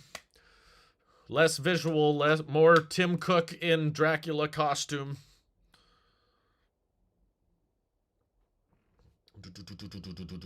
Oh, it says hello. Hello there, General Kenobi. It's very retro sounding. Reminds me of games. Okay, fade to black. Ah! What the heck? There's a lady on a computer. She's typing.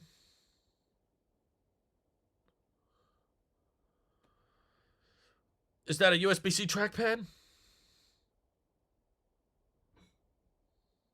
They're talking about Porsche. Deep breaths. Be very hard work. I gotta read these captions faster. Hard. What?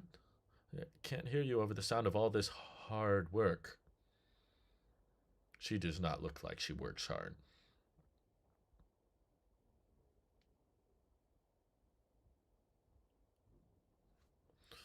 Is harder than animation.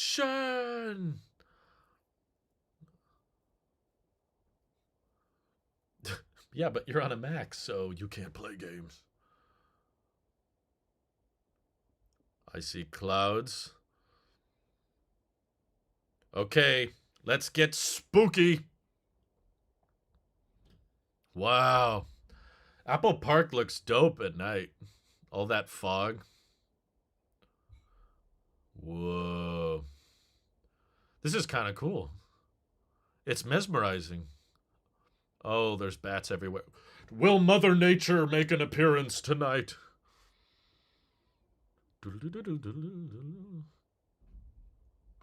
Let me see your outfit, Tim. Oh, I saw the pirate flag. That's great. We're going underground to a spooky parking garage. Tim! Oh, there's no costume. And welcome to Apple Park. Tonight we're doing something special. Celebrate a product we all love. The Mac. Sorry. Like, just the Mac inspires us to be creative, to be productive, and to do the best work of our lives. Continue to push the Mac forward. Completely transformed by Apple Silicon. Is that enough? Is that enough?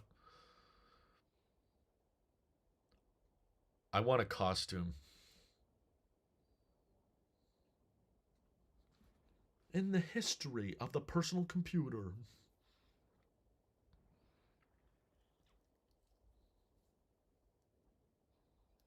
Oh. We just bragging now, or we got a new Air to talk about? I'll be shocked if there's a new Air.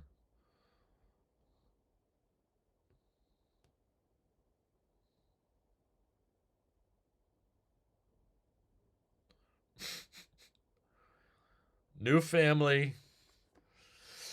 Confirmed. Yes. Ooh. All right. It's a family of chips. I think the rumors were correct. Wow. The cinematography is amazing. To my lab. Johnny!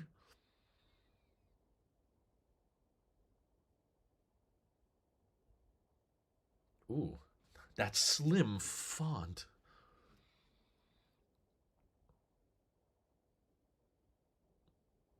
So, no one's wearing costumes? Maybe Craig will have one. Let's see Craig.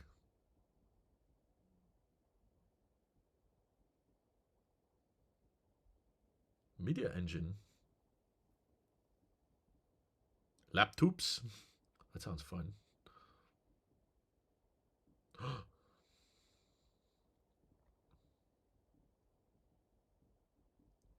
How do you do this?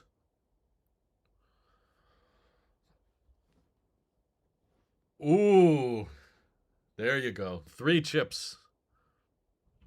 M3 Pro and wow, right there, right in your face. Man, this is gonna last a while. All the M3s, except the Ultra.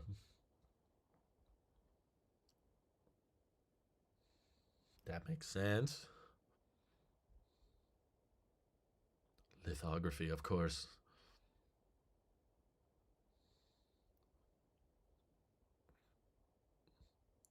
You can put those in my hair? I'll do that. Wow. Yep, the Max one seems bigger. That's good. There we go.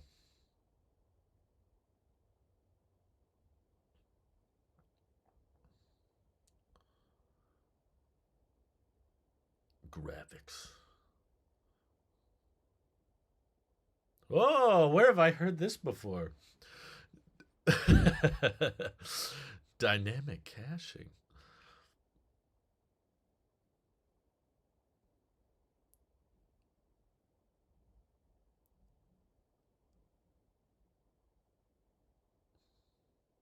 Smart.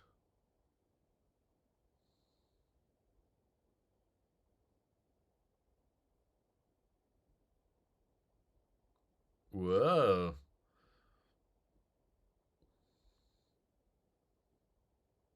It's an interesting visual. It's just like the marketing team. How do we show this?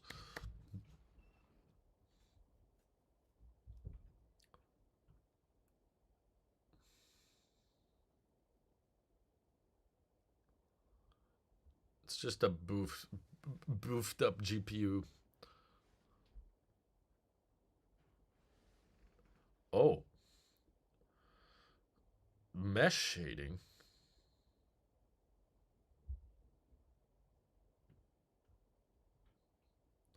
Finally. There you go.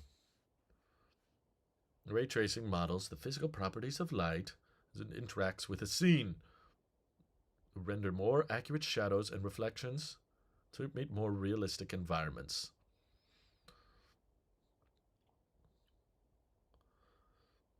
Wow. What is that?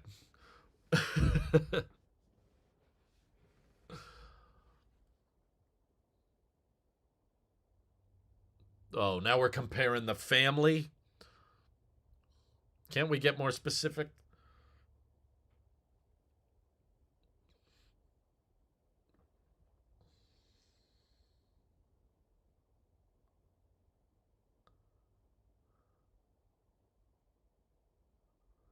They're just faster.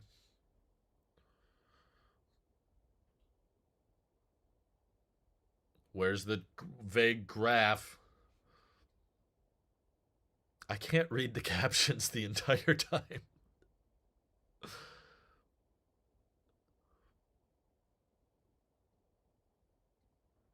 Performance per watt.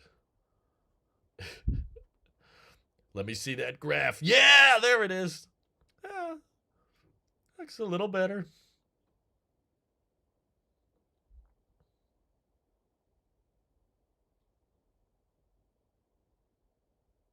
Performance units. There we go.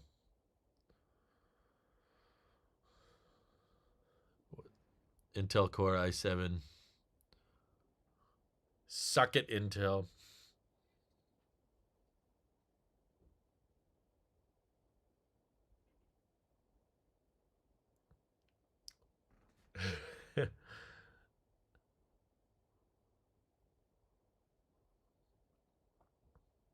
Oh boy. Here's where the Mac OS starts software locking features. Hmm.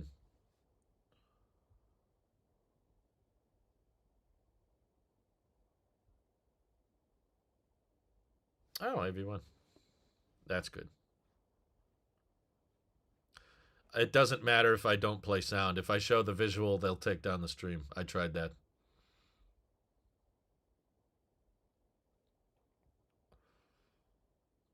Man, never seen them unveil 3 chips at the same time.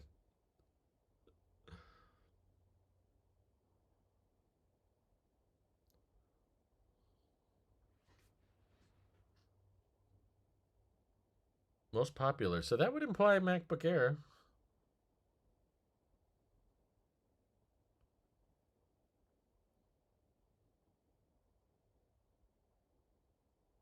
Are they going to compare this to M1 Pro?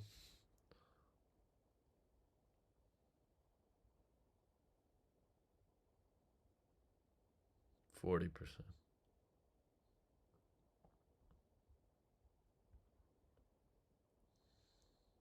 I like these orange things on the side.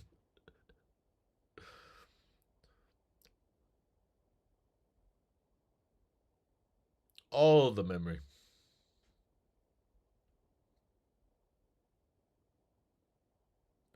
Billions and billions. 80%. Come on now. Whew. All right. They're all announced. Thanks for coming. It was a great 12 minutes.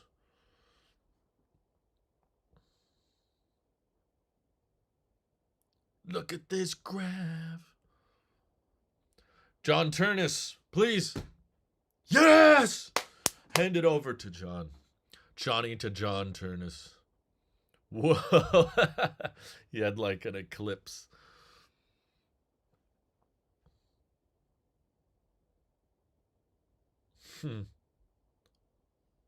Just the Pro. What about the iMac? Where is it?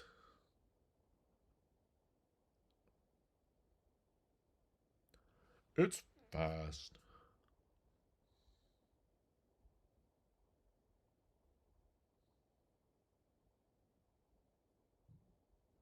Yes. It's been 2 years of all these features. Good job.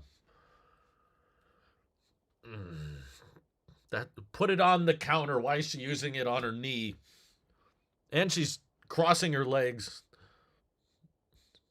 She's gonna drop it. None of these people are new, for the record. Or an Intel based anything. Oh. Look for changes. Okay, Kate might be new. Whoa, this room is enormous.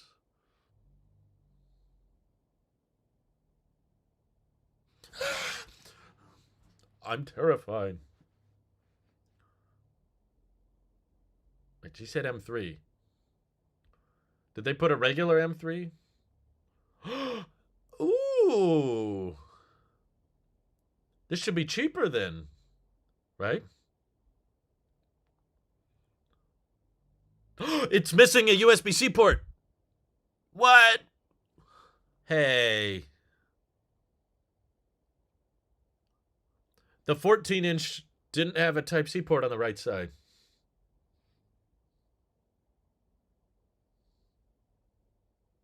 Well, yeah. That had a touch bar. It's like a different tier, right? It's got to be cheaper if it's missing a port. I wish they wouldn't get rid of that port though. I'm using that port right now. Is there no more touch bar?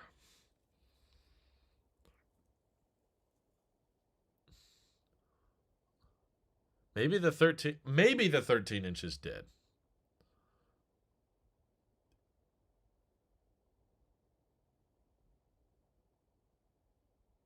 Wait.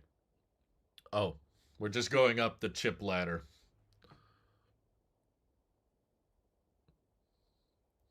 How many ports? That one's normal. They're really trying to market these graphs. Process them. They showed the side of the 14-inch and it didn't have a USB-C port on the side. I saw it. I'm telling you now. My eyes know this MacBook. So it only has 2 USB-C ports on the M3 version.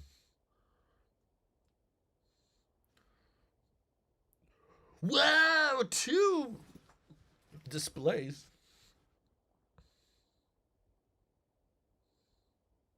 She didn't mention the screen sizes.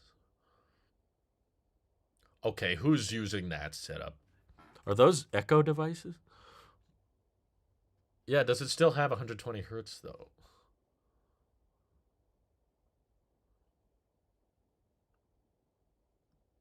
Okay, thanks for rubbing it in.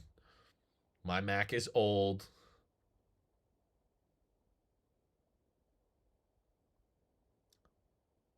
There's quite a lack of gaming so far, which I'm grateful for.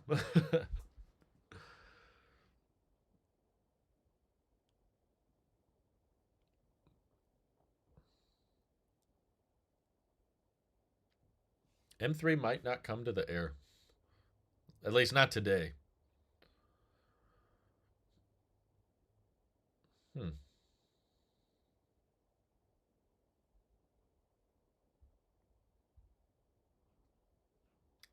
What's the recommended amount?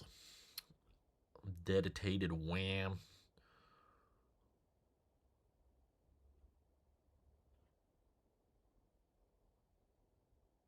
Don't jinx it. I don't want gaming. Don't do game demos, please. I just want to know if the iMac's getting updated.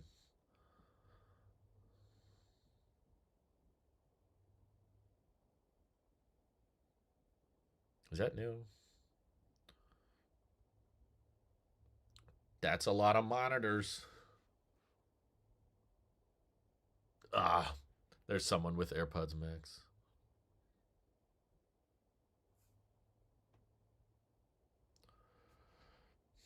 What does it do? Isn't that what it was? Or was it 21 before or something?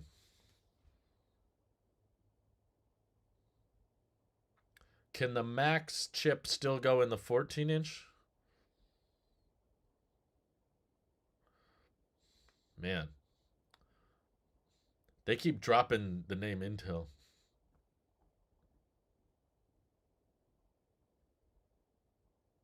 MacBook Pro. That's 4 years ago. Of course it's faster.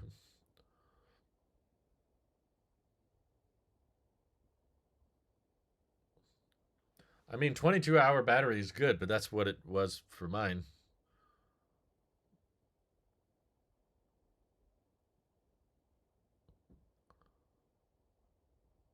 Magic keyboard. Ooh. They're reminding all the Intel based users why they should upgrade. All these specs are from 2 years ago. Magic keyboard. You should upgrade from the keyboard we designed. They always black out the notch.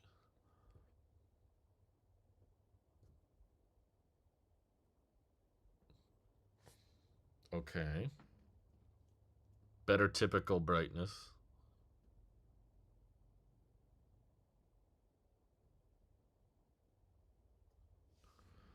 Okay. All day battery when plugged in.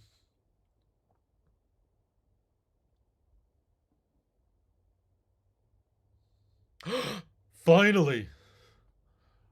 New color? Show me. Is it red? Oh. Purple? Blue? I can't see that. Man, the lighting is bad. When was the last time we got a new color option? It's been like 6, 7 years. Oh, oh. Nice. Ooh, that looks matte black. Marquez has to buy it. Yay, the wallpaper. It's real. Wow. That was a real leaked photo.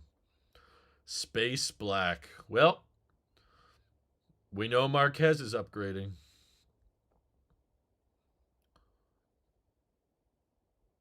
Ah, reduces fingerprints. It better. That was my first concern, was the fingerprints. Why does it still look space gray to me? I need to see a side by side.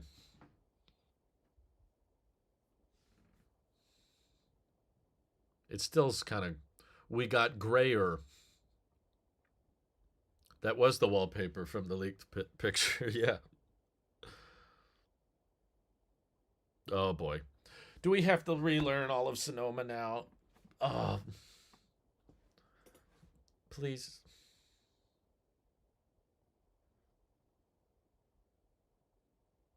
Oh god. I have to watch a show on a MacBook on a event. I'm already using a MacBook. This is purely just advertising. This does not convince me to get a MacBook. That still frame on the roar. Subtle plug. I swear, if they don't update the iMac, I'm gonna punch someone.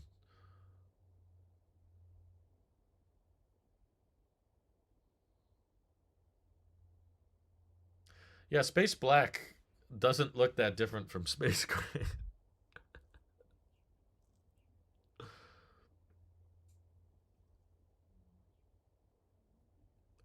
Okay, we got gaming. We have a gaming demo. That's not my favorite. Don't tell me what I like.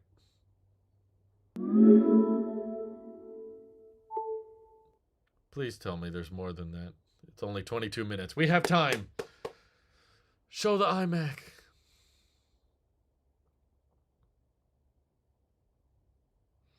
Yeah, that entry level 14 inch is interesting. I want to talk more about that. I don't see a port. You see it again? There's no third USB-C port. Ugh. Come on, man. Okay. She's recapping.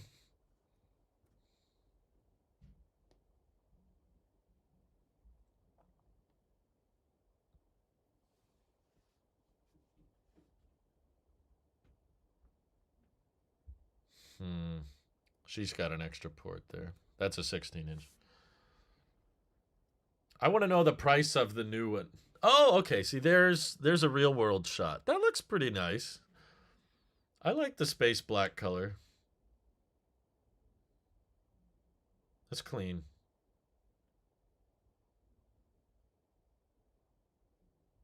There's a third USB-C port on the 16 inch, yes.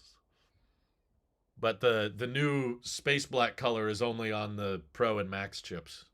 There's a new 14 inch that doesn't have a Pro or Max chip. It's called MacBook Pro, but it doesn't have a Pro chip. Oh my god. This is killing me. Get it over with. Where's the iMac? 24 minutes in. Still 8 terabytes. Magic keyboard. All right. John, bring it home. She didn't say back to Tim. She'd say back to Tim if we were done. Come on, come on, come on.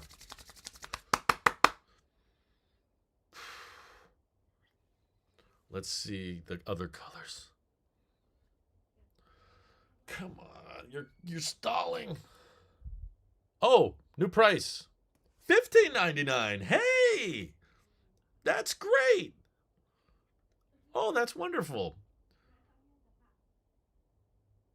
Okay. The new 14-inch is not bad. I like that. Oh, Max is not ready yet. Interesting.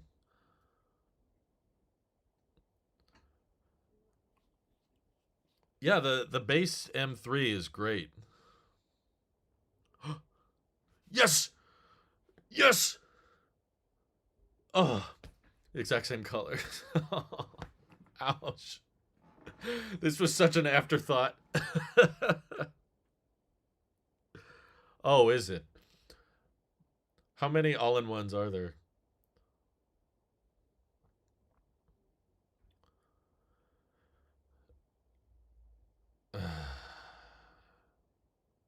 That's it.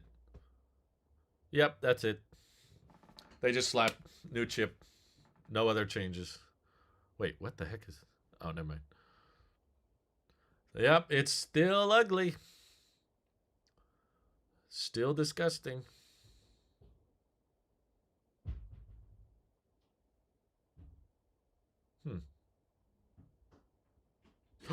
USB-C? Show me those keyboards. What's the... They keep telling the people on Intel. Did you know Intel still sucks? Okay, you're comparing it to a Mac that hasn't been out for 5 years.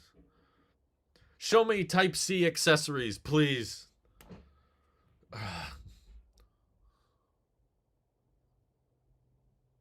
No, it's not perfect for 5K because it's not 5K. Doesn't it look great on that dark background? It still looks disgusting.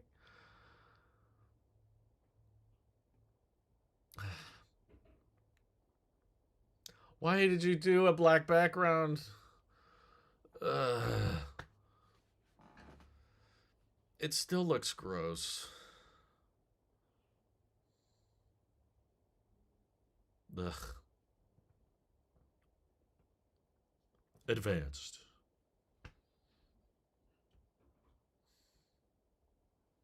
Can he wants to talk about Touch ID? Can we talk about Type C? Please, please, just hear me out, please. They're slapping me in the face right now with their white bezels on the black background. I didn't see your super chat, hey buddy. Oh, wonder when they will release M3 MacBook Air. Maybe never. They just say color matched accessories. No. No, no, no, no, no, no, no, no, no, no, no, no, no, no, no, no. I swear, if those are still lightning, I'm gonna be so ticked off. Wow, you didn't raise the price. I'm so happy for you. Oh my god.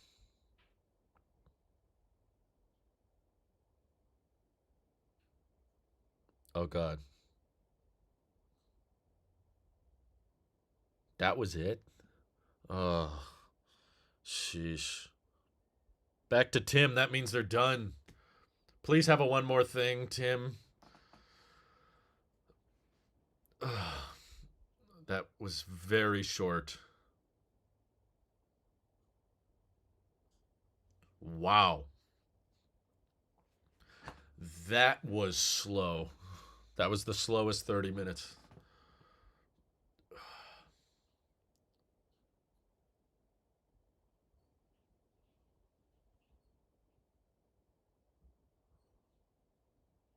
Oh boy.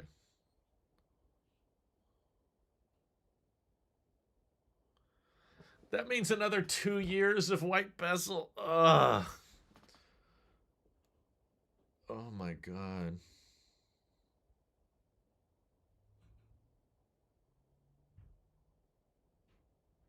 There was no Craig.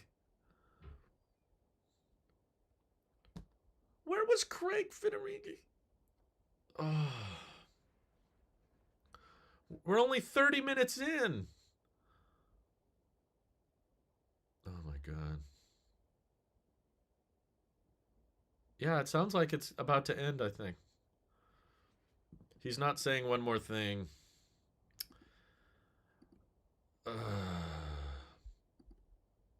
Why was this at night?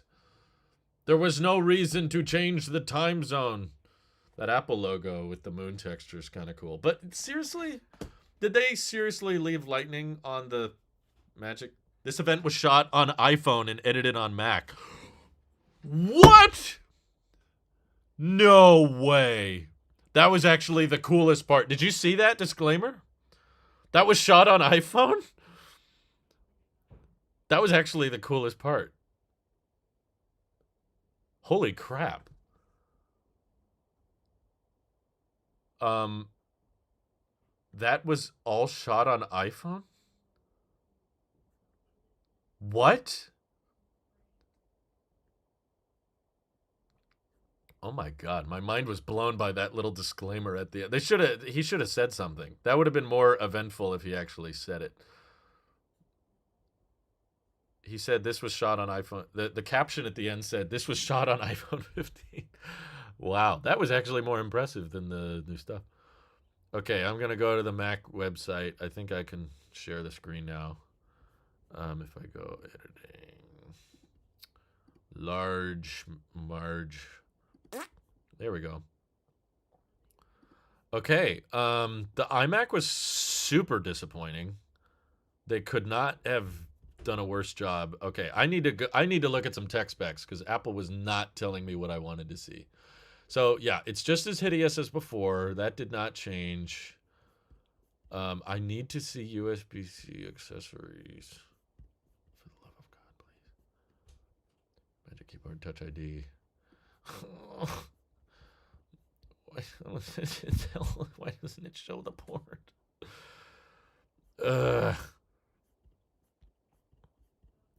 What's included? What's included in the box? They still have the same difference in Thunderbolt. This was the first event shot on iPhone. It's a shame it was such a bore. Bluetooth 5.3. Action. It's still Lightning. It's still Lightning. You're kidding. Oh my god. It says it right there. iMac to Lightning cable. Okay, I'm officially disappointed. Am I going to order any of the M3 MacBook Pro? Wait, when is this available? November 7th. That sounded further out than I thought. I guess that's actually like 2 days from now is November. Yeah, I don't think this needed to be an event, personally. No, they didn't edit it on an iPhone. They said this was shot on iPhone 15, edited on Mac. That honestly was more intriguing to me than the rest of the presentation. The new entry-level MacBook Pro is the most interesting to me. They definitely left out some things that they weren't mentioning. So I need to make sure I understand the differences. I was surprised that I was thankful, honestly, that there was not much gaming. So yeah, Space Black is only available on the M3 Pro and M3 Max MacBooks. If you get the entry-level 14-inch, you don't get Space Black. But what's interesting is they got rid of Space Gray on the higher-end versions. You guys can see that, right? Yeah, I agree. This should have been a press release, definitely. Yeah, maybe a compare page. Oh, wow. In the entry-level 14-inch has up to 22. I wonder why. I guess it could be the chip is less power hungry. What does that say? Testing conducted using pre-production 14-inch MacBook Pro. I was going to say, does the 14-inch still have the same exact display? Yeah, okay. So they still have ProMotion. That is impressive. Yeah, the price drop on this entry model is great, honestly, because the regular M3 is so much faster now. Oh, this is different. Wow. Filter by chip. $1,600. And it has the same battery life as the 16-inch. So not only do you save money, but you also get better battery life with that model. But the downside that they're not showing But I saw in the event is I think there's less ports. I need that compare page. M3.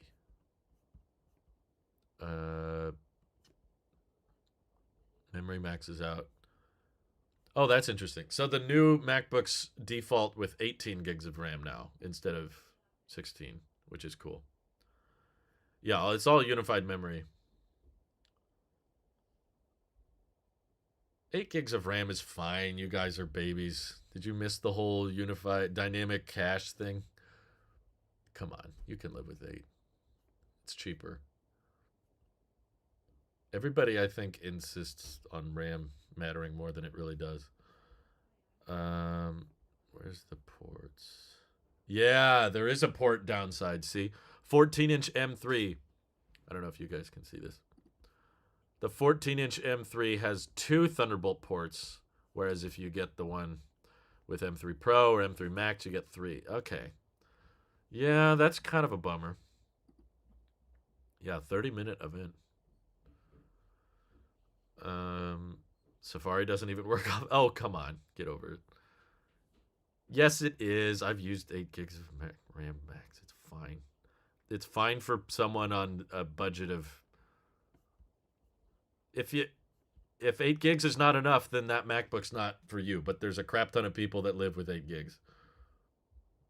Like Joshua Miller. I influenced them to shoot it on iPhone. I guess so. I am shocked by that. Yeah, there's no Thunderbolt 5. There's no new monitors. This is a pretty minor event, in my opinion. The new colors are cool. Space black. But, yeah, if I were to review one, I would definitely try the entry model. That's cool. There's one for $1,700 now. Or no, $1,600. My bad. It's even better than I thought. New iMacs suck. They didn't even update the accessories. They just wanted an excuse to film an event on the iPhone. Now I want to go back and watch the event because they said it was shot on iPhone, which I believe is the first time they did that. Okay, without taking down my stream, Apple. You never responded to my member milestone chat. I read it. What did you want me to say? J Money. Did you ask a question in it? I read it. I don't remember what else. What else do you want me to say?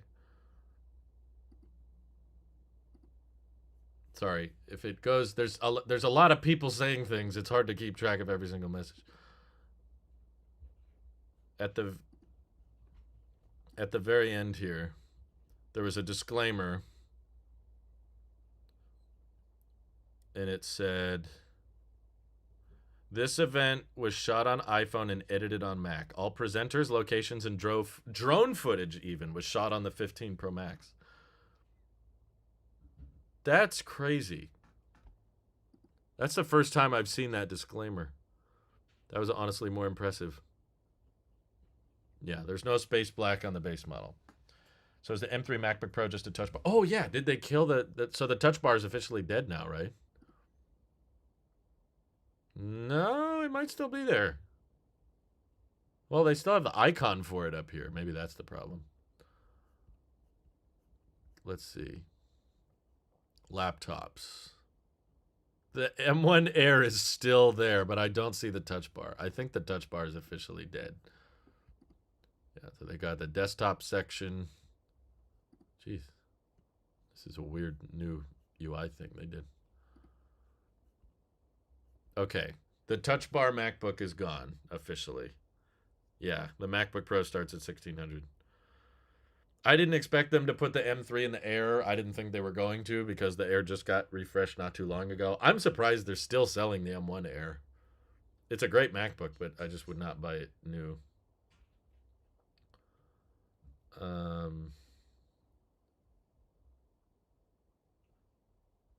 I guess just my guess. Guess on what? Let's see. No more touch bar. Well, that was the one thing I was interested in trying. The new entry-level MacBook Pro is cool, but I'm not sure. It's not that different from the MacBook I already have. You can't get 1 terabyte of storage on M3 Pro chips. Oh, really? That's interesting. If you're fine with 8 gigs of RAM, just buy the Air. No, there's a lot of advantages to a Pro besides RAM. Oh my God, people. Especially unified memory, 8 gigs is totally fine. All you crazy Chrome users. So this is regular M3. Let's select M3 Pro. It defaults with 18 gigs now instead of 16. What are you talking about? 1 terabyte of storage right there. You can't get 1 terabyte of storage on M3 Pro chips. I just did. M3 Pro. Is it if I select this one? No, it's still there. So on both M3 Pro chips, I can select 1 terabyte. What did you see? It's weird how many options they gray out, though. What is it maxed out now? 96 watt USB-C power adapter? Wait. Oh, that's the 14-inch. You can get 1 terabyte of storage. Yeah, what are you guys saying? There's no reason to buy the base model MacBook Pro, I guess, because the touch bar and the fan were the only reasons to buy the base MacBook Pro over the Air. Yeah, the Air was already fine. Yeah, the touch bar is fully dead now. I doubt you can do editing streams on 8 gigs of RAM. Oh, yeah? It's not really a RAM debate, honestly. It's actually more of a CPU thing. No dynamic Mac island on Mac. Yeah, that's right. Told you. 16-inch. Let's max it out. Let's see how high it goes. Neem super chatted. Thank you. Says, can't wait until Apple is shooting events on iPhone and editing on iPad, but I feel like they won't. Not because LumaFusion is inferior, but because Apple doesn't own it. I mean, they showcased all these Adobe applications today. I don't think they have a problem with that. 128 gigs of RAM, $7,200 maxed out. Sheesh. That's crazy. My goodness. That's more expensive. Mine was like mine was actually under 6,000 with the Apple Card. You can't get 32 gigs of RAM anymore. Which is what this would have been about my spec, but now it's 48 gigs. So that's nice. Base model's 48. I know, but Craig's usually the Mac guy, and I wanted people to be dressed up. No, I'm not upgrading. I told you that before the event. Nothing in today's event convinced me to upgrade. Sorry. I was maybe debating downgrading to a touch bar MacBook just to get the touch bar back, but I wasn't sure. It was going to depend on how fast the M3 chip is. But now that there's a 14-inch and the touch bar is officially dead, that was only the mild curiosity I have with it. And it still has the 2 Thunderbolt ports. So, yeah, it was time for that MacBook to go. It was getting old. Very dated design. The M1 Air is now the oldest design. iMac was the biggest disappointment. Honestly, the most exciting thing to me was that the whole event was shot on 15 Pro, because I did not notice any differences. You can't get 1 terabyte at base configuration anymore. How specific are we getting here? M3 Pro. 512. 1 terabyte. There. 2400. Select. 1 terabyte. What are you guys talking about? Where are you seeing that you can't get 1 terabyte? They should have been dressed up. 8 gigs of unified memory is totally fine for certain people. You don't have 16 gigs. No, you get 18. So, why can't I go lower? Why can't I spec it to be worse? If you were a college student, needed to pick up a MacBook, which one would you go for without hesitation? I would go without hesitation with a used M1 MacBook Air for $700 because you're a student, so you're probably low on money. Would I upgrade if a fan sent you the new MacBook, Drew? My boyfriend wants to buy you one so that you can review it on the channel. I introduced you to him, and now he's hooked. DM me on Twitter. We can figure out the details. Or Discord. Will I upgrade to new Mac accessories when they announce new ones? Well, this would have been the time. When the heck else are they going to announce them? This would have been perfect. They could have updated the black ones at least. Nope. Still lightning. That's so depressing. This would have been a perfect time for an iMac Pro if there was going to be one too. Dang. Did they kill any iPads while we weren't looking? So no new iPads this year, officially. Nope, they didn't do anything. They didn't kill the iPad 9. Yeah, the 14-inch base MacBook Pro is probably the coolest new Mac that got announced. I don't know if I want to buy a whole computer just to look at a color option like once. Why don't I just go to the Apple store and I'll tell you what I think? That might be more fun. Yeah, they have to compare everything to M1 because M2 is not that different. Grateful that they didn't have a big gaming emphasis. Everyone thought this was going to be a big gaming event, and it wasn't. Yeah, the base MacBook Pro has ProMotion. It's $1,600. Still has 120 hertz. Still has mini LED. Pretty much has all the same stuff, except it's not a Pro level chip. But the regular M3 is probably faster than the M2 Pro or M1 Pro, and it's missing a Thunderbolt port on the right side. So they did go a little bit cheaper. No, they did not get rid of mini LED. They made mini LED cheaper. Before you had to spend $2,000 to get mini LED. Now you only have to spend $1,600. So if you're all about just having a great display, then yeah, this is much higher quality in my opinion than the MacBook Air, and it's not that much more expensive. Almost the exact same size, and you get an SD card slot plus an HDMI port, which the MacBook Air does not have. I was really hoping for USB-C Magic keyboard and mouse, which we didn't get.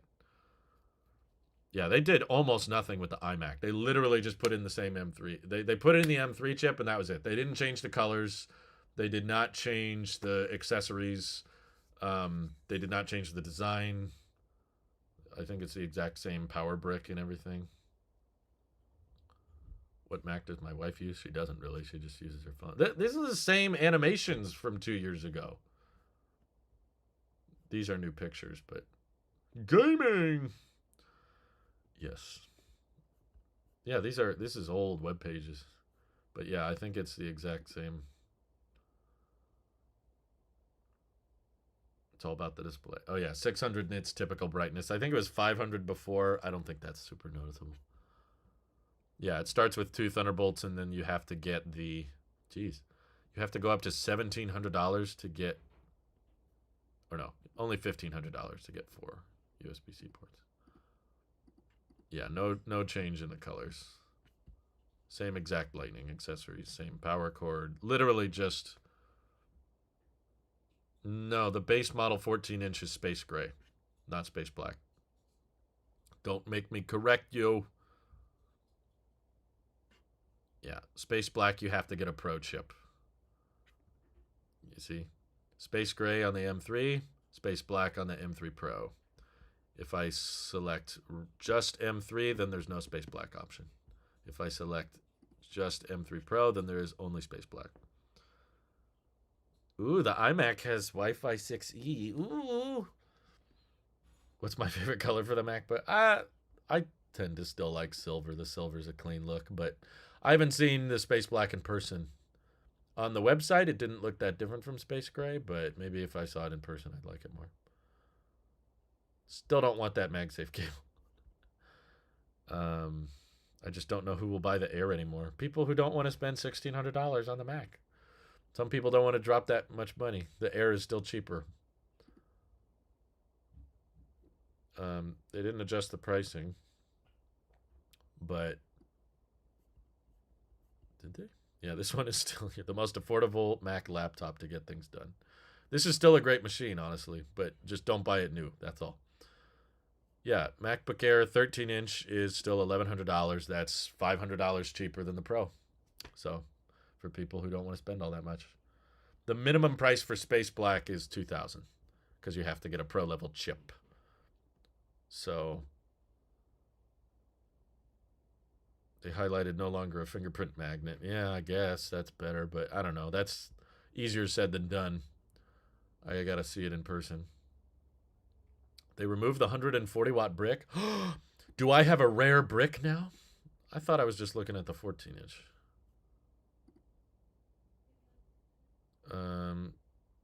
Space Black start at 2,000. Correct.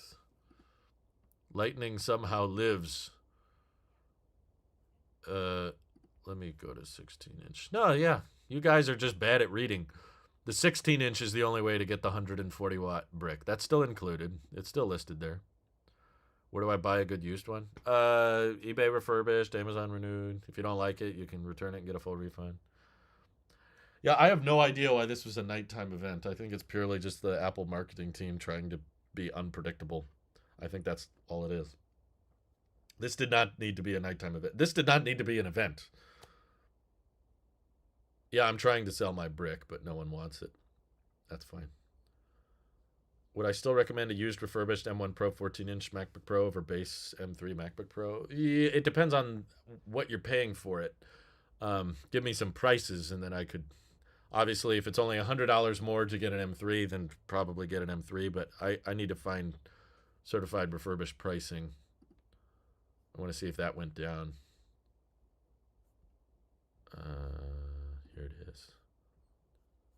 Mac. Yeah, no more touch bar. That's official. Probably going to be a lot of touch bar. Oh, that's cool. You can get a 13-inch MacBook Pro with touch bar for $950. Nice. Sizes. Let's go 14-inch. Yeah, see, this is hard to justify. M2 Pro 14-inch for $1,600. Just get the M3 at that point. This is an M1 Pro for $1,750. Yeah, no, that's not worth it. Jeez, all the good ones are gone. Maybe they're doing that on purpose. Yeah, the M1 Pro MacBook prices haven't changed much on the certified refurbished, so I wouldn't buy it from Apple. If you could find one for under $1,000 or close to $1,000 on eBay or something, that would be cool. They replaced the 13-inch with the base 14-inch, but still only 8 gigs. That's enough for a lot of people. No space black. Just got to go M3 Pro. Yeah, spend the extra $400 so that you can have a more gray design. That's in. We have gray, grayer, and grayest. Yes, well said.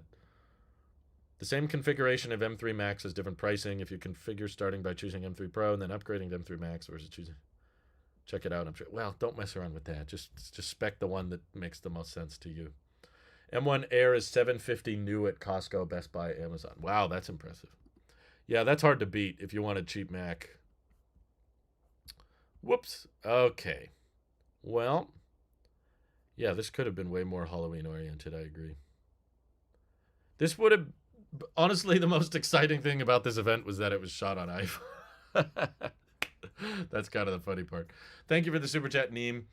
Hopefully Apple holds more night events. Drew would love to see the annual iPhones get launched during the evening so it doesn't conflict with working Americans and college students like me. Well, it's probably better for some, but worse for others. You know, people in Europe, it's like 1 or 2 a.m. for them, and a lot of people buy iPhones there. So you lose the dual monitor support on the entry-level 14-inch. Well, you lose the port, so yeah, you can't plug in as much. Apple just killed M2 15-inch. Okay, there's a ton of things, little changes they made, but let's see. Can I switch back to this without the stream crashing, please? Hello. There I am. Cool. Well, I appreciate you all for tuning in.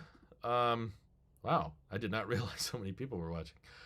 What do you think? I'll probably do a, I guess I should do a recap video. Do you want me to stream the production? We got some extra time because this event didn't go very long. Shortest Apple event of all time. The iMac accessories were not updated. That's by far my biggest disappointment. I can't believe it. They updated the iMac, but they kept the accessories Lightning. I hate that. I feel like the shot on iPhone part of the event will get the most buzz in the tech community. Yeah, I mean, at least for me, that was surprising. I was not expecting that because I used to say I will continue expecting Apple to make a dedicated camera as long as they film their events without iPhones. So I kept saying that, and now they film their event with an iPhone. So yeah, my recap might be longer than the actual event. That's a good point. All right. It was disappointing. Let's talk about it. Welcome to Apple Therapy. There's a bus in the pricing. The same item have different prices depending on how you start. That's always been the case. I've seen people complain about that for years. All right, moving on. Hope they do something better for the Mac OS. Well, not soon. I gotta move you guys. Who told you there'd be Face ID? Apple themselves said Touch ID makes better sense for the Mac, and honestly, I kind of agree with them on that. Okay. iMac still sucks. We were right about the event briefing scary fast. The shortest Apple event, I think, ever? This definitely could have been a site refresh. They were probably on the fence about whether or not this should be a site refresh. They decided, let's have an event. Shot on iPhone, watched on my TV. Tim's face was 420p. Welcome back to Apple Event Therapy. Was fully ready to buy a Magic Keyboard as well, but I really didn't want with a Lightning port. I know, right? I can't believe they're still making Lightning accessories, knowing that there's an EU mandate that affects the keyboard and mouse. Oh my god, okay. I'm just getting ready for everything here. Let me make sure the Blackmagic works. Now, honestly, I want to check out an iPhone 15 Pro, that camera though. I got a skit in mind. This is just a test shot. Don't worry. There will be a skit that you can watch in real time. Okay, we're in focus. That's good. We've got 50 minutes to record. But this is... They did not buy any. There was not much of a gaming emphasis at all. I'm kind of glad, honestly, because that would have been much more boring. All right. This is meant to be a member's perk. So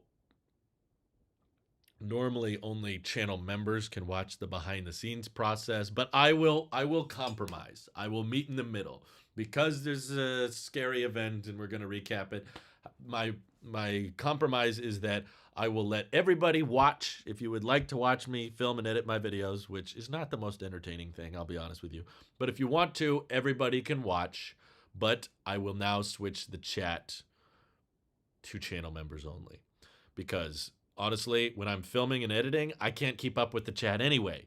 So there could be a bunch of you guys all talking, and I'm not going to be able to see your messages because I'm going to be busy making the video. So we'll do members only chat, but everybody can watch. That's my compromise. All right. I'm going to update that now. Participant mode, members activated. So I apologize to all the people who are not channel members. I appreciate you watching. If you leave now, thank you for your support. Thank you for tuning in. But I got to get some videos done, so I need the chat to be a little bit slower so that I can remotely keep up with it, you know. So thank you all for those who tuned in, and thank you all channel members for being so supportive. Okay, you have exclusive power. Congratulations. Okay, I'm in focus. The mic is ready to roll. The camera's ready to roll. Where's my Tim outfit? Oh, yeah.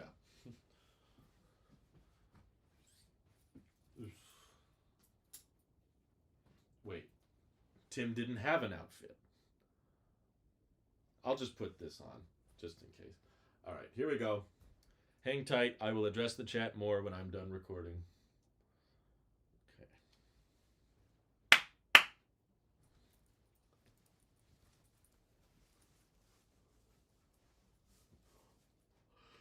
Good evening. We have some spooky updates tonight.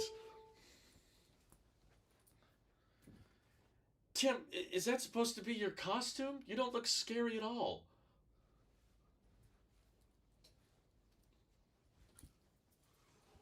Well, just wait until you see how scary fast the M3 chip can be.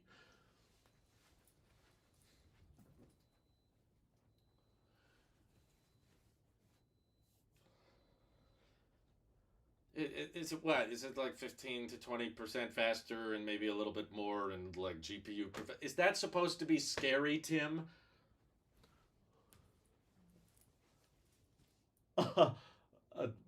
No, I guess not. Then why are you emphasizing this as this whole scary, spooky event? You're not in costume.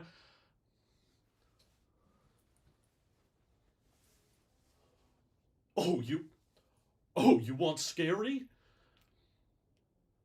The iMac still comes with lightning accessories.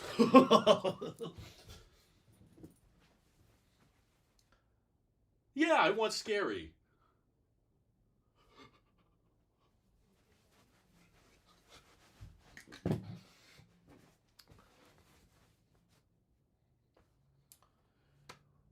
Well, we set some new records today. Apple had their shortest event of all time, undercutting the M1 event that was just 45 minutes 3 years ago. This Apple event, they were in and out in 30 minutes and they were just done.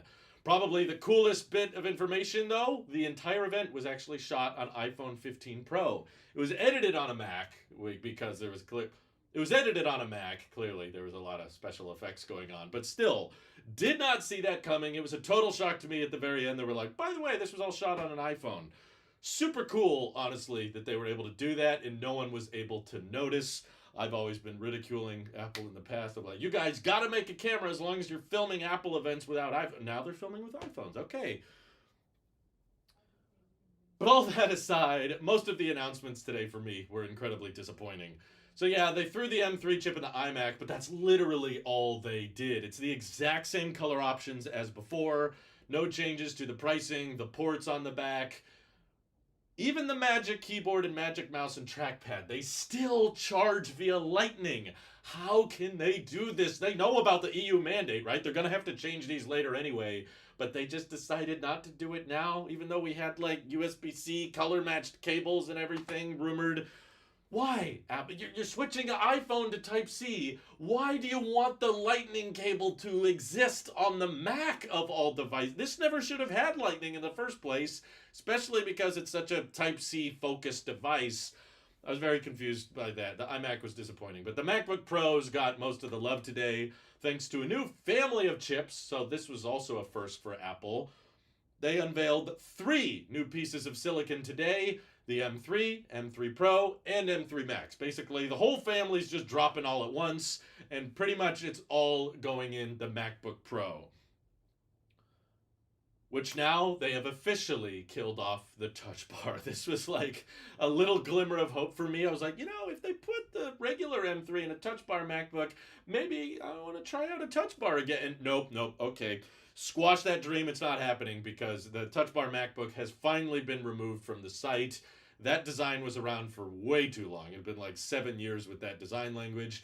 But they replaced it with a new entry-level 14-inch MacBook Pro. And in my opinion, this is kind of the most interesting one out of the whole bunch. So a lot of you probably won't like that it still ships with 8 gigabytes of unified memory. But for a lot of people on more of a budget, I personally think that's enough. What's more impressive to me is that it's $1,600 for the same great display that you got before that you used to have to pay $2,000 to get. So it's a 14-inch ProMotion, mini LED and everything, with typical brightness up to 600 nits, which is a little bit better than before. But of course, with HDR and peak brightness, it gets up to 1,000 nits, which is crazy bright.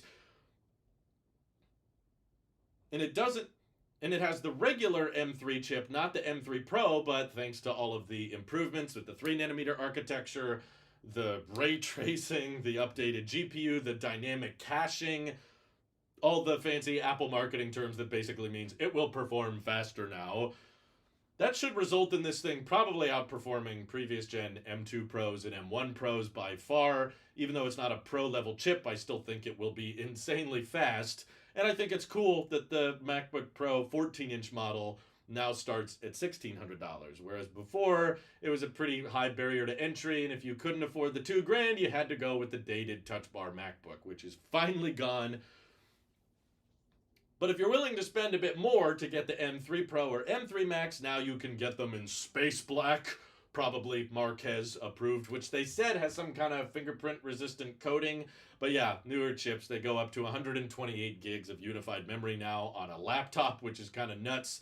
18 gigs of RAM by default now on both the M3 Pro and Max chips, which is nice. They still max out at 8 terabytes of storage, and there's lots of there's lots of different bind options, but oddly, yeah, Space Black is restricted to the real pros with the higher end chips. You cannot get Space Black on the lower end M3 MacBook. That still has Space Gray, but Space Gray was removed on the higher end MacBooks. I don't know. There's still a little bit of a hierarchy going on between the MacBook Pros.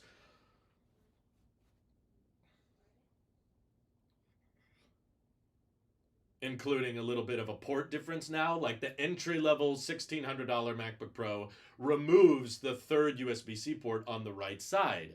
In my opinion, kind of an important part, but in my opinion, kind of an important port. I use that a lot, but they needed some way to differentiate between the higher end real MacBook Pros and this new entry level MacBook Pro.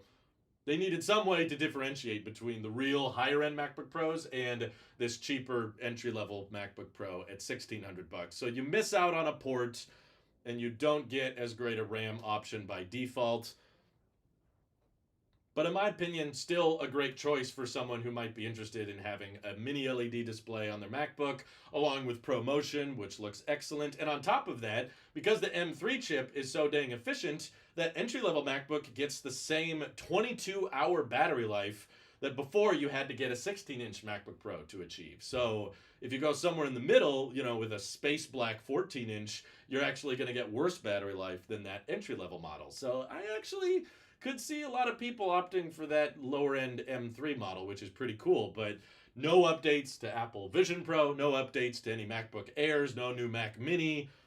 I'm guessing these chips run pretty hot because they seem to only be putting them in Macs that have cooling systems in place.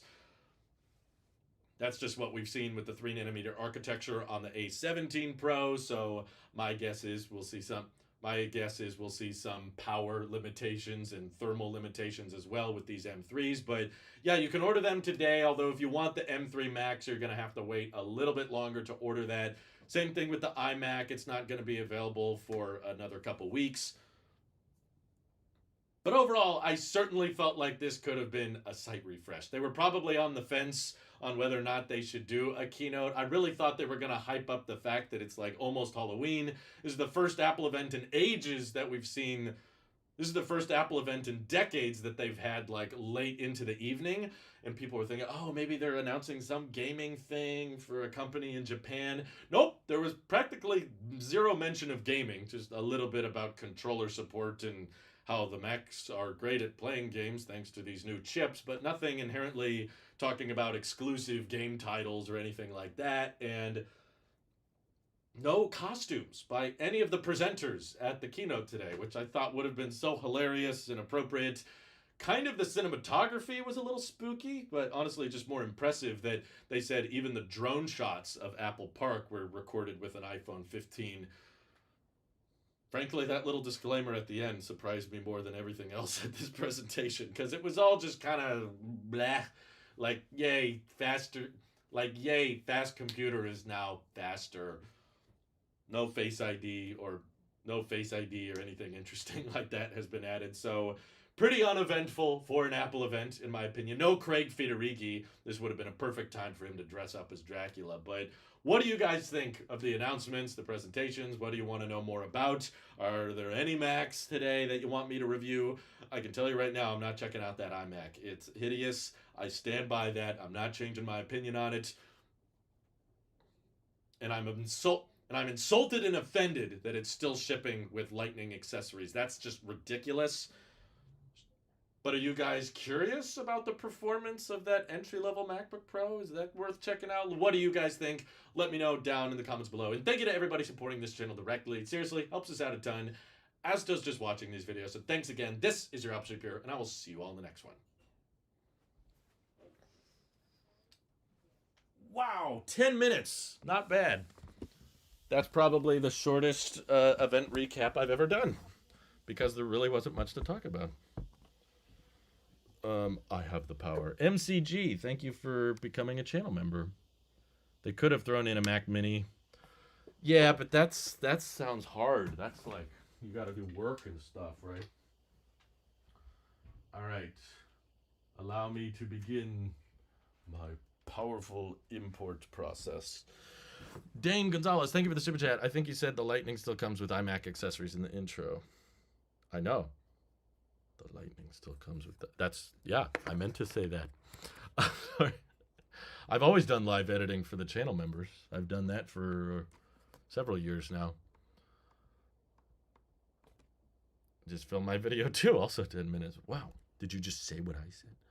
Okay, let me get importing here and then I'll adjust the chat. We got a skit in there. And it was about 10 minutes. This is disgusting. I can't believe how basic that was. Honestly, the Apple Pencil with... What? The Apple Pencil was a bigger deal. I'm surprised you're still awake too, Dovenus. This was not worth staying up for. I'm grateful that I didn't have to stay up super late.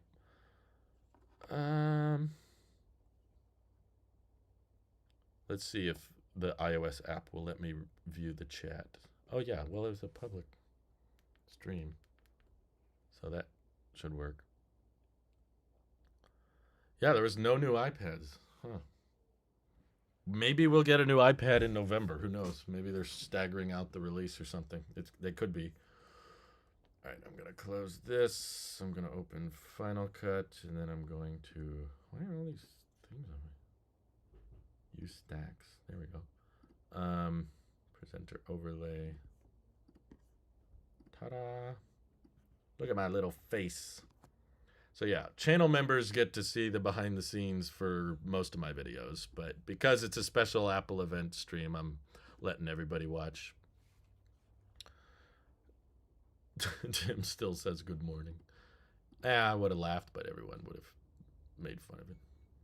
That's not right, Tim. It is actually not the morning. Then you get the commenters. Well, technically in some places it's the morning, and that's kind of his signature. Okay. Drag that in. The Galaxy joke? I missed that one, I guess. Spooky drama. Let's get the claps synced up.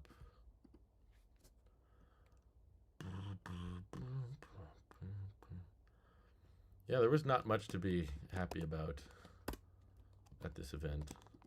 Everything was kind of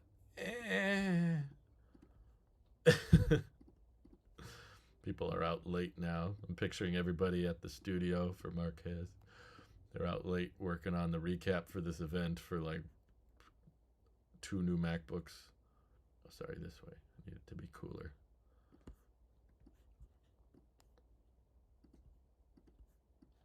Spooky, scary skeletons and cement on your spine. All right, let me jump over. Let's get cutting. See how short we can get this. The shorter, the better. We want a brief recap.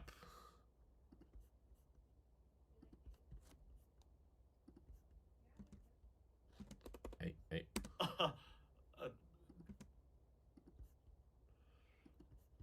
Because people do not need to watch. You want scary?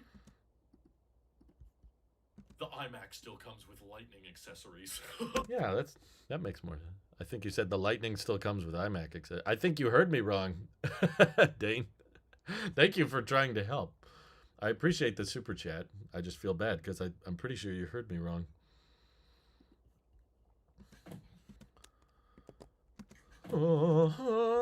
Can I use that music or will I get copyright claimed? Because I have that music. It was edited on a Mac. I'm kind of announcing it backwards. I start with the fact that it was all shot on iPhone. And then I talk about the iMac. And then I talk the MacBooks. Which is kind of the inverse of how it was announced, huh? No changes to even the Magic Keyboard and Magic... I'm insulted. This offends me religiously. Look at this. I'm editing color-corrected ProRes footage that's 4K at 60 while live streaming and capturing my audio and video and masking out my face for this little window up here on the M1 Max chip. And my MacBook's not even hot. So, do I need an M3? They were having fun with the Halloween theme. Were they? Clearly does not expect to sell this generation for more than a year. Lightning still exists with the iMac, and the EU says anything that isn't charged with USB-C in December. Yeah, I don't know why they did that. That just made more work for themselves later. Did y'all really expect them to be in costume? Heck yeah. Craig Federighi was in costume for no reason last June. Now it's like costume season and they're not in costume? Craig got all dressed up just to play a guitar. Man. If you shot on iPhone, you can put a Tailosive T and graphic at the end and then flash this Tailosive video shot on iPhone. I did not. But that would have been cool. I don't have a recent iPhone, so if I shot my video on iPhone 11, I think everyone would notice. I bet they recorded it in log or something. Maybe there's more to that log mode than I think.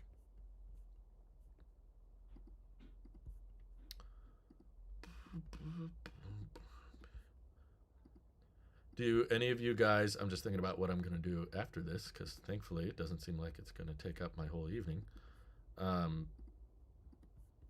Do you guys have any like Halloween movies that you have to watch like every year? Because we do. We have a bunch of animated movies we like to watch. There's lots of like Nightmare Before Christmas, obviously. We liked Coraline. We liked Monster House. We liked there was another one, wasn't it? Oh yeah, Corpse Bride. Basically a bunch of stop motion Tim Burton movies. But I still have tonight and tomorrow night to watch more. They only did an event to say they could brag about the iPhone camera. Pretty much. But, I mean, you could do that at any point, right? It was all an iPhone ad secretly. Not like you are mapping the structure of the galaxy. I'm not a fan of the galaxy. Oh, the little trailer with people working hard. Yeah, but you have a Mac.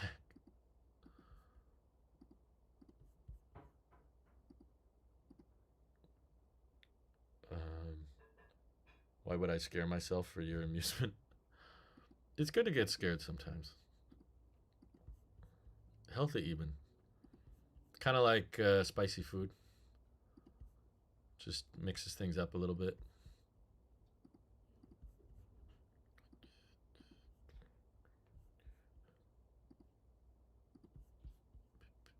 Can be a good distraction too. That's all movies and media is, really. They're distractions. Sometimes they're funny, sometimes they're heroic, sometimes they're scary, sometimes they're sad, sometimes they're funny. It's bad that Monster House scared the living crap out of me as a child. No! That means it's an effective movie. It's still super well done, though. It is scary. I got scared watching it, too. But I still watch it. Like, why would I eat food that burns my tongue?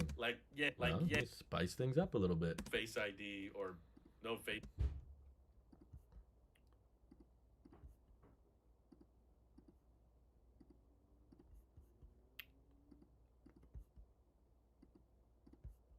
I like that they finally added another color option for the MacBooks, though. The Pros. The Pros never get anything. This is the first time the Pro got a new color option since 2016, I think. Find a movie to watch with my roommate. That will be Halloween this year. Those mini chocolate bar boxes were just too much. Yeah, I haven't seen the original Halloween. Maybe I should watch that. iMac, The White Bezel Returns. Scariest movie ever, but it's not a movie. I love how Mike switched to his old account so he could type in the chat. I mean, it might be tame, but Scooby-Doo on Zombie Island holds up for me. Oh, my wife loves that movie. We should watch that one. That's a good idea. Why would I eat something that burns my tongue? Because I want to spice things up a bit. I see what you did there. I wasn't trying to be funny, but I guess that was a good joke. I don't know. That's what I'd compare it to. Because I used to be like a lot of you. I used to be like, I don't watch scary movies. But then, my wife was more into them. And then we watched them together. And I was like, this is actually kind of fun. I enjoy this. And I used to hate spicy food. I was like, that's terrible. Now I'm like, you know what? A little spice is kind of nice. The spice must flow, you know? Who knows that one? As a kid, I felt alone because all my friends said they weren't scared. Aw. I'm sorry. Because you unmodded my other account. Yeah, because you defended the white bezel iMac. You jerk. I thought that was a fair punishment. You said the white bezeled iMac was beautiful. You think I'm going to tolerate that crap? How dare you? Remember when everyone said the MacBook Air was going to get white bezels? And they said, confirmed. Boy, I really feel like Apple doesn't care about the iMac. But you know, maybe it's because the world doesn't care about the iMac when you think about it. They said the 24-inch iMac was the best-selling all-in-one. And then I was like, can I think of a single other all-in-one? Not really. I haven't seen Chucky. I don't know if it's... Is it good?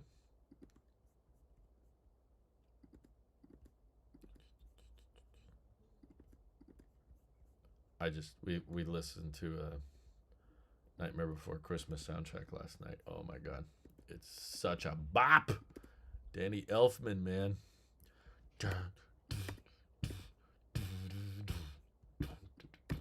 It's so good. Okay. We're almost ready to edit now. We can get this under 8 minutes. That's the goal. Ooh, we could. Okay, 8:04. I think we can do it. I want to be under 8 minutes. It's good easily, but Chucky makes me laugh. Okay. That's good. I don't mind scary funny. Good evening. Oh, wait. I might not want to use this music. I might want to use the spooky music.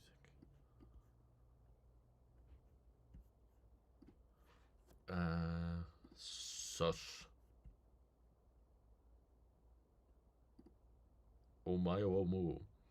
Where is sus? Did I lose it? No, it's here.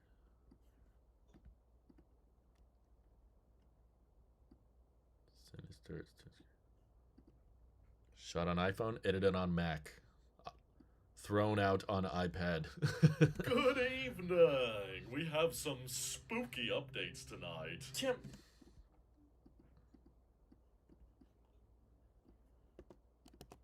Drop the music there. Updates tonight. Tim, is that supposed to be your costume? You don't look scary at all. Well, just wait until you see how scary.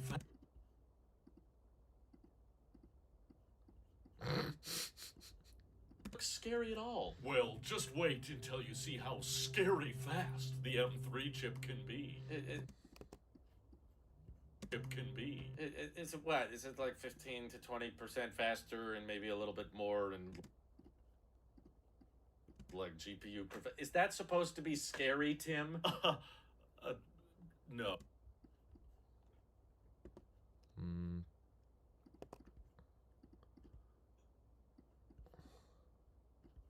GPU. Is that supposed to be scary, Tim? No.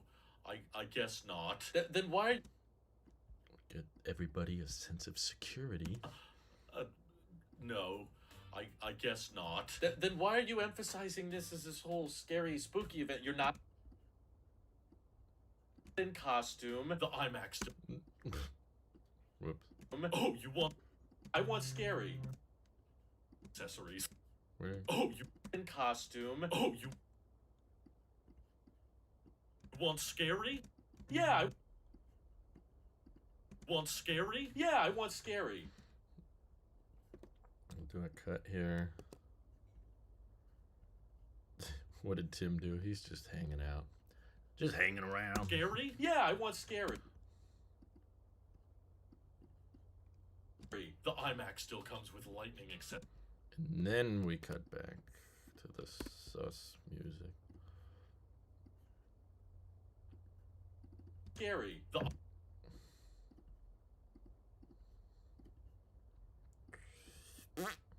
Here we go. Yeah, I want scary. The iMac still comes with lightning accessories. And then we could.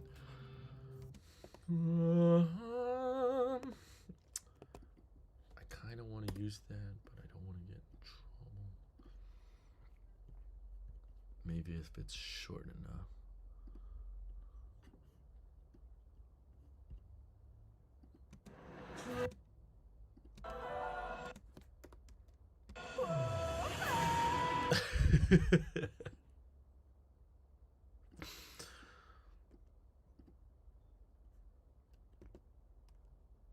Okay.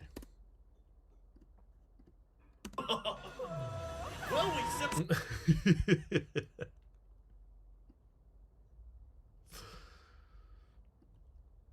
And then we gotta get the intro in here. This gotta be way closer.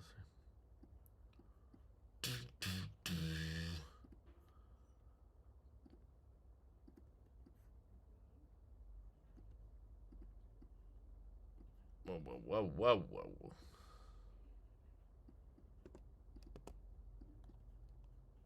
Okay. Should be the white bezel iMac with your face all scared. I don't know. I think we can fit all the new Macs in the thumbnail. Whoa! Too far back. Ghost emoji. Scary? Yeah, I want scary. The iMac still comes with lightning accessories. Oh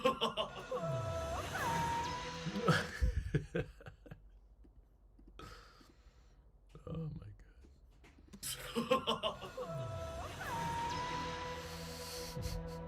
It's like blends. Oh, sure. Well, we set some new records today. Apple had their shortest event of all time, undercutting the M1 event that was just 45 minutes 3 years ago. This Apple event, they were in and out in 30 minutes and they were just done. Probably the coolest bit of information though, the entire event was actually shot. Let me get that clip at the end. Don't strike me down. There we go. Hey, hey! Don't do that. Ah!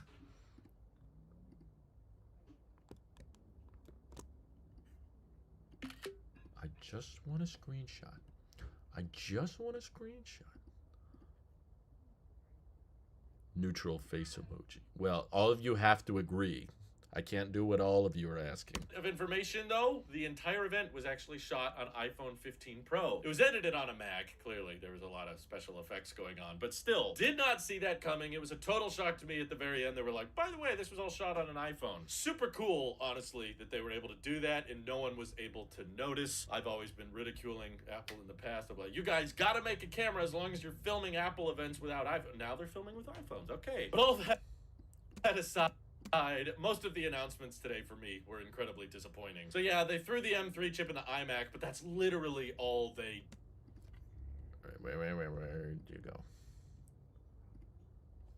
If they wanted to make the event scary and creepy, all they had to do with all the Apple executives wear Vision Pro.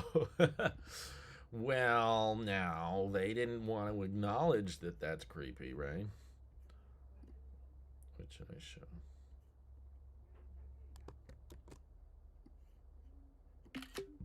Excuse me.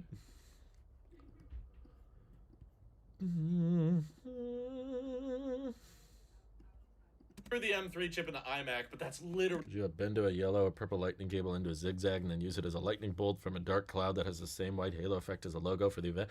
That sounds like a lot of work.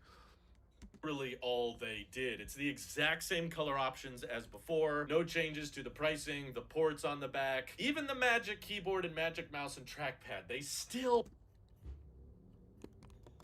This is disgusting. I think I'm gonna vomit.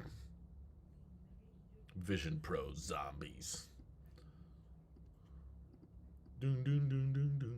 Pad. They still charge via Lightning. How can they do this? They know about the EU mandate, right? They're gonna have to change these later anyway, but they just decided not to do it now, even though we had like USB-C color matched cables and everything rumored. Why? Why? You're switching an iPhone to Type-C. Why do you want the Lightning cable to exist on the Mac of all devices? This never should have had Lightning in the first place, especially because it's such a Type-C focused device. I was very confused by that. The iMac was disappointing, but the MacBook Pros got most of the love today thanks to a new family of chips. All right, now let's get to the meat. There we go.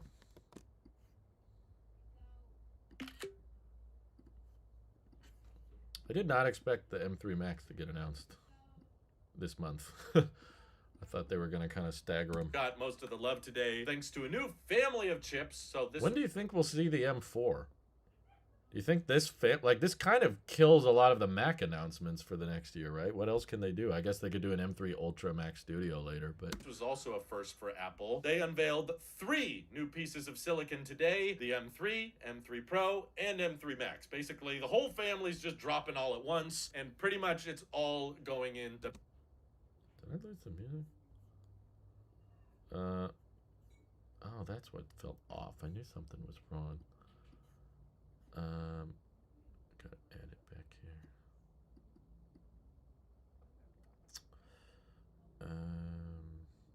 Hold on, my wife's texting me. I'm gonna let her know what I'm doing.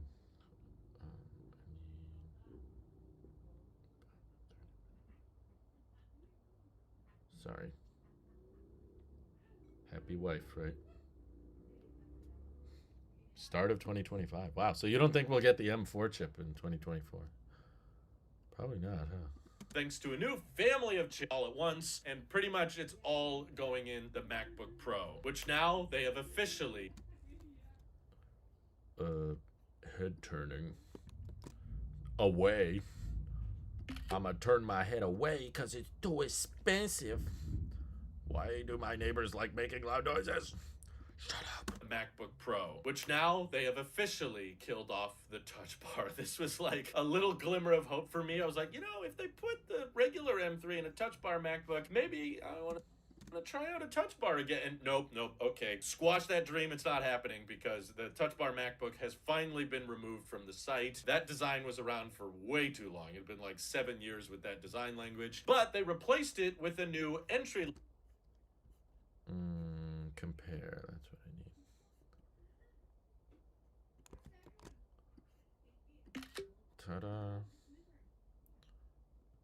MacBook Air will get M3 next year when the MacBook Pro gets M4. Oh, I see. It's like the iPhones all over again, huh? With that design language, but they replaced it with a new entry-level 14-inch MacBook Pro. And in my opinion, this is kind of the most interesting one out of the whole bunch. So a lot of you probably won't like that it still ships with 8 gigabytes of unified memory. But for a lot of people on more of a budget, I personally think that's enough. What's more impressive to me is that it's $1,600 for the same great display that you. I want to learn more. I want to know. Can you show me? Something's familiar about Cinema 4D. Tell me how. Can you export? Ew. Show me one with the freaking screen. What is this? I can't even side scroll. What is over here? There we go. That's what I was looking for. My neighbor has some motorcycle that he loves revving up, especially when I'm live streaming. I'm like, gee, dang. Are you watching? Are you in the chat? It's weird to think Apple is selling M1, M2, and M3 Max now. Oh, that's a good point. I didn't think of that. $100 for the same great display that you got before that you used to have to pay $2,000 to get. So it's a 14-inch ProMotion, mini LED and everything with typical brightness up to 600 nits, which is a little bit better than before. But of course, with HDR and peak brightness, it gets up to 1,000 nits, which is crazy bright. And it has the regular M3 chip, not the M3 Pro, but thanks to all of the improvements with the 3nm architecture, the ray tracing. Show me the... Go deeper. I want the graph. Look at this graph. Video editing.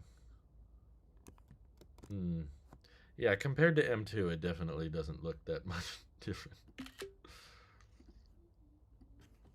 But M2 is already fast, so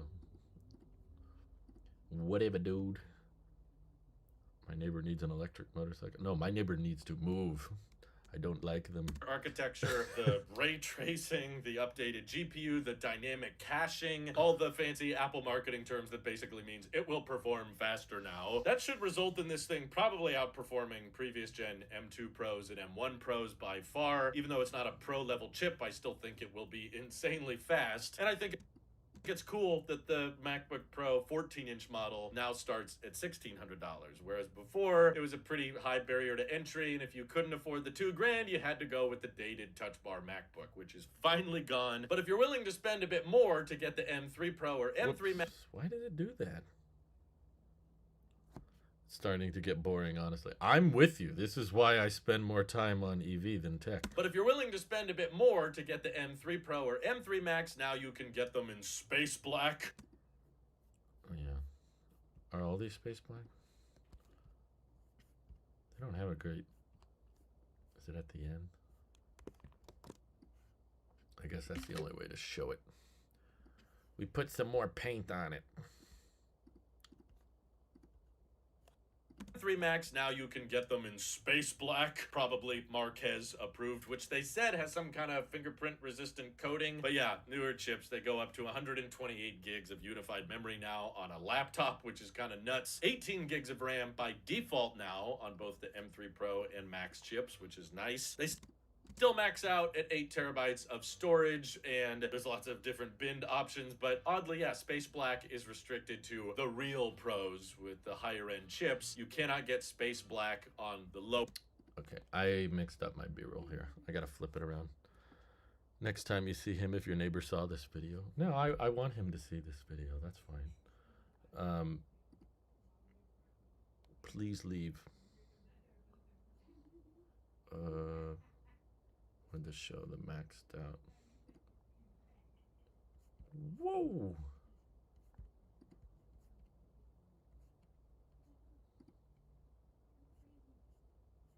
How do I easily show this? I don't like how cut it off it is. Whatever. It can be a little cut off. Returning that keyboard in my... No, he's not. He's got more important things to do.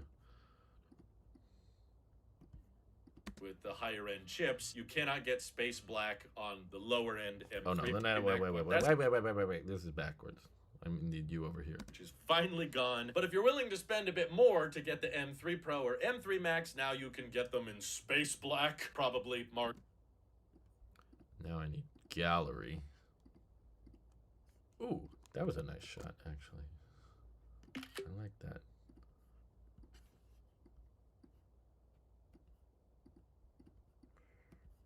And a bit more to get the M3 Pro or M3 Max, now you can get them in Space Black, probably Marquez approved, which they said has some kind of fingerprint resistant coating. But yeah, newer chips, they go up to 128 gigs of unified memory now on a laptop, which is kind of nuts. 18 gigs of RAM by default now on both the M3 Pro and Max chips, which is nice. They still max out at 8 terabytes of storage, and there's lots of different bin options, but oddly, yeah, Space Black is restricted to the real pros with the higher end chips. You cannot get Space Black on the lower end M3 MacBook. That still has Space Gray, but Space Gray was removed on the higher end MacBooks. So I don't know. There's still a little bit of a hierarchy going on between the MacBook Pros, including a little bit of a port difference now. Like the entry level $1,600 MacBook Pro removes the third. I want a shot from the event because I noticed it immediately and no one believed me. Don't play music. Don't play music. Stop. Yeah, that did not reveal it. It was early.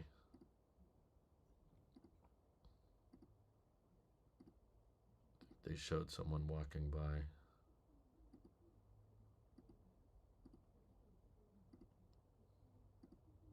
Surgical AR.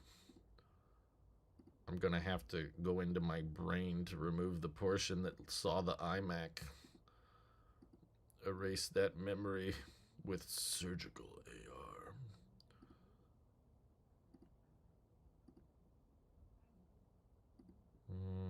No, I can't find it. I remember seeing it.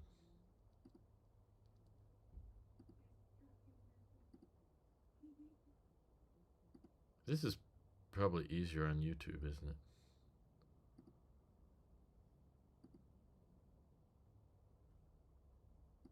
With No, the no, no, 14 no, no, no. That's it. That's it. This chick is using the entry model with her AirPods Max.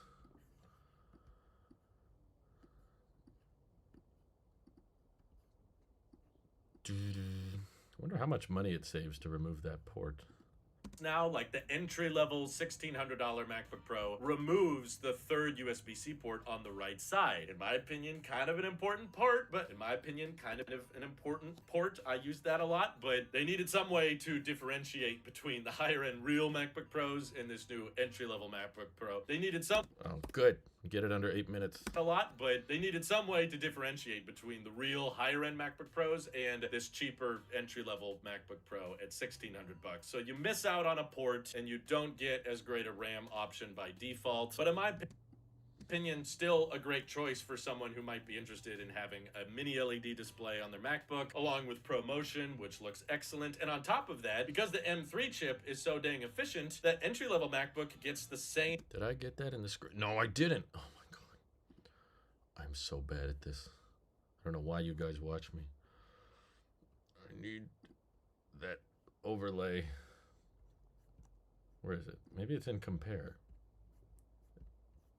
Up to 22. Yeah.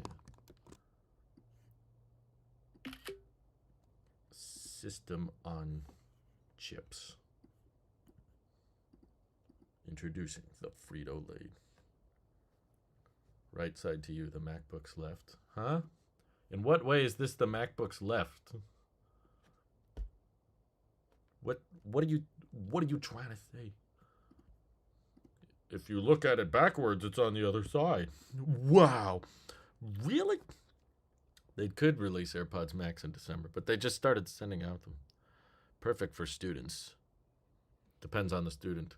Most students can't afford to go to college, but they do. Being efficient, that entry-level MacBook gets the same 22-hour battery life that before you had to get a 16-inch MacBook Pro to achieve. So if you go somewhere in the middle, you know, with a space black 14-inch, you're actually going to get worse battery life than that entry-level model. So I actually could see a lot of people opting for that lower-end M3 model, which is pretty cool. But no updates to Apple Vision Pro, no updates to any MacBook Airs, no new Mac Mini. I'm guessing these chips run pretty hot because they seem to only be putting them in Macs that have cooling systems in place. That's just what we've seen with the 3nm architecture on the A17 Pro, so my guess is we'll see some power limitations and thermal limitations as well with these M3s. But yeah, you can order them today, although if you want the M3 Max, you're going to have to wait a little bit longer to order that. Same thing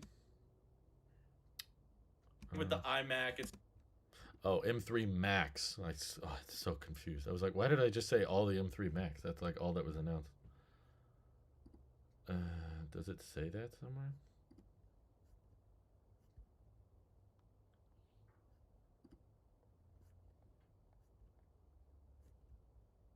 I guess they're all November 7th. Oh, I see.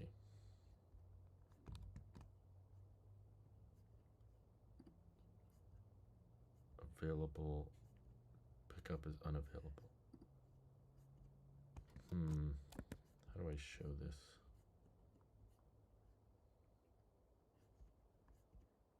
M3 Pro?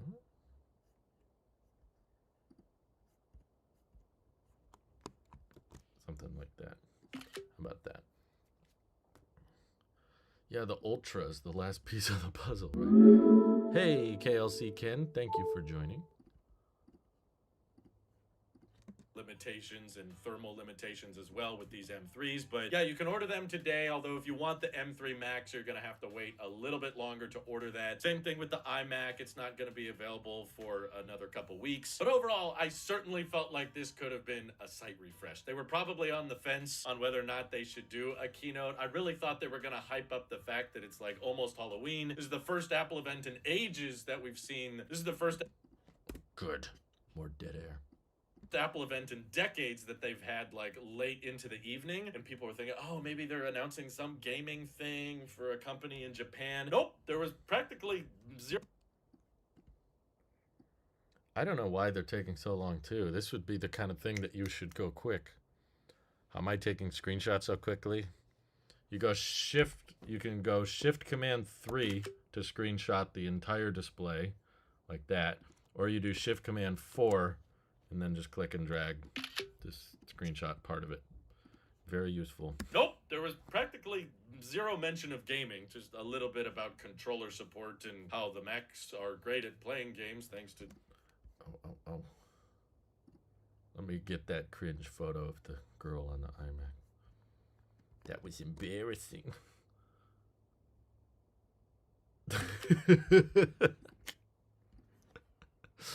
She looks like a real gamer. Yeah, there's no iPads this year, which, you know what, is fine, because iPadOS sucks. They need time on the software. Picking up tips from me here. Oh, good. I'm glad you like the editing. Controller support and how the Macs are great at playing games thanks to these new chips, but nothing inherently talking about exclusive game titles or anything like that, and no costumes by any of the presenters at the keynote today, which I thought would have been so hilarious and appropriate. Kind of the cinematography was a little spooky, but honestly just more impressive that they said even the drone shots of Apple Park were recorded. How do I show this without getting in trouble? Didn't they have like a pan in? Yeah, where's like the fly in? Yeah.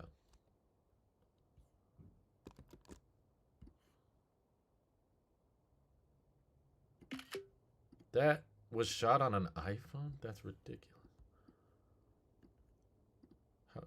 I thought this was like CG. They said even the drone shots of Apple Park were recorded with an iPhone 15. Frankly, that little disclaimer at the end surprised me more than everything else at this presentation, because it was all just kind of blah. Like, yay, fast computer is now faster. No Face ID or anything interesting like that has been added. So pretty uneventful for an app. Whoopsie.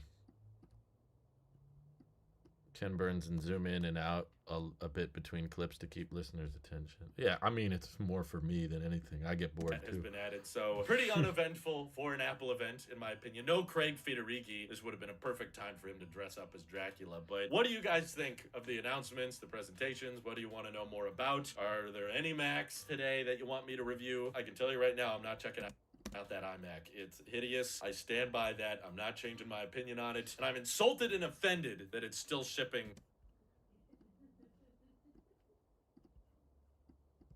Opinion on it, and I'm insulted and offended that it's still shipping with Lightning accessories. That's just ridiculous. But are you guys curious about the performance of that entry-level MacBook Pro? Is that worth checking out? What do you guys think? Let me know down in the comments below. And thank you to everybody supporting the... Oops. Let me get the credits. Which are here. Need the clock transition. Let me know down in the comments below. And thank you to everybody supporting this channel directly. Seriously, helps us out a ton, as does just watching these videos. So thanks again. This is your Apple here, and I will see you. Okay, we got it under 8 minutes. Yay. See you all in the next one. All right. Think we're done. Time to abandon ship. Do we need it to be 4K? We're kind of on a time crunch. Let me keep it at 1080. Scary recap. All right. Let's see how fast that takes. I liked that one gallery shot. Where was that?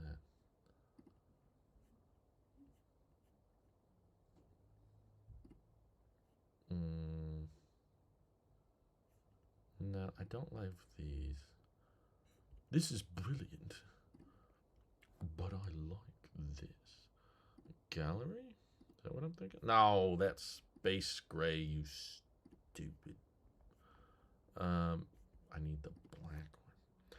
I'm not refreshing my Macs until I can get Studio Display in space black. Oh, you might be waiting a minute. There we go. That's the cool angle. I'm going to airdrop that to my phone. Wait, I didn't get it right. There we go. Airdrop. Oh. I turned off the Wi-Fi for bandwidth. iPhone. Hey! Stop doing continuity camera before I punch you again. It just did it. I'm gonna hit my phone again. Is there any other shots that look good? Not really. Okay. What else should be in the thumbnail? I guess an iMac. I kind of hate it. The touch bar is dead. Ooh. That's a cool shot. I wanted that shot though. From the side.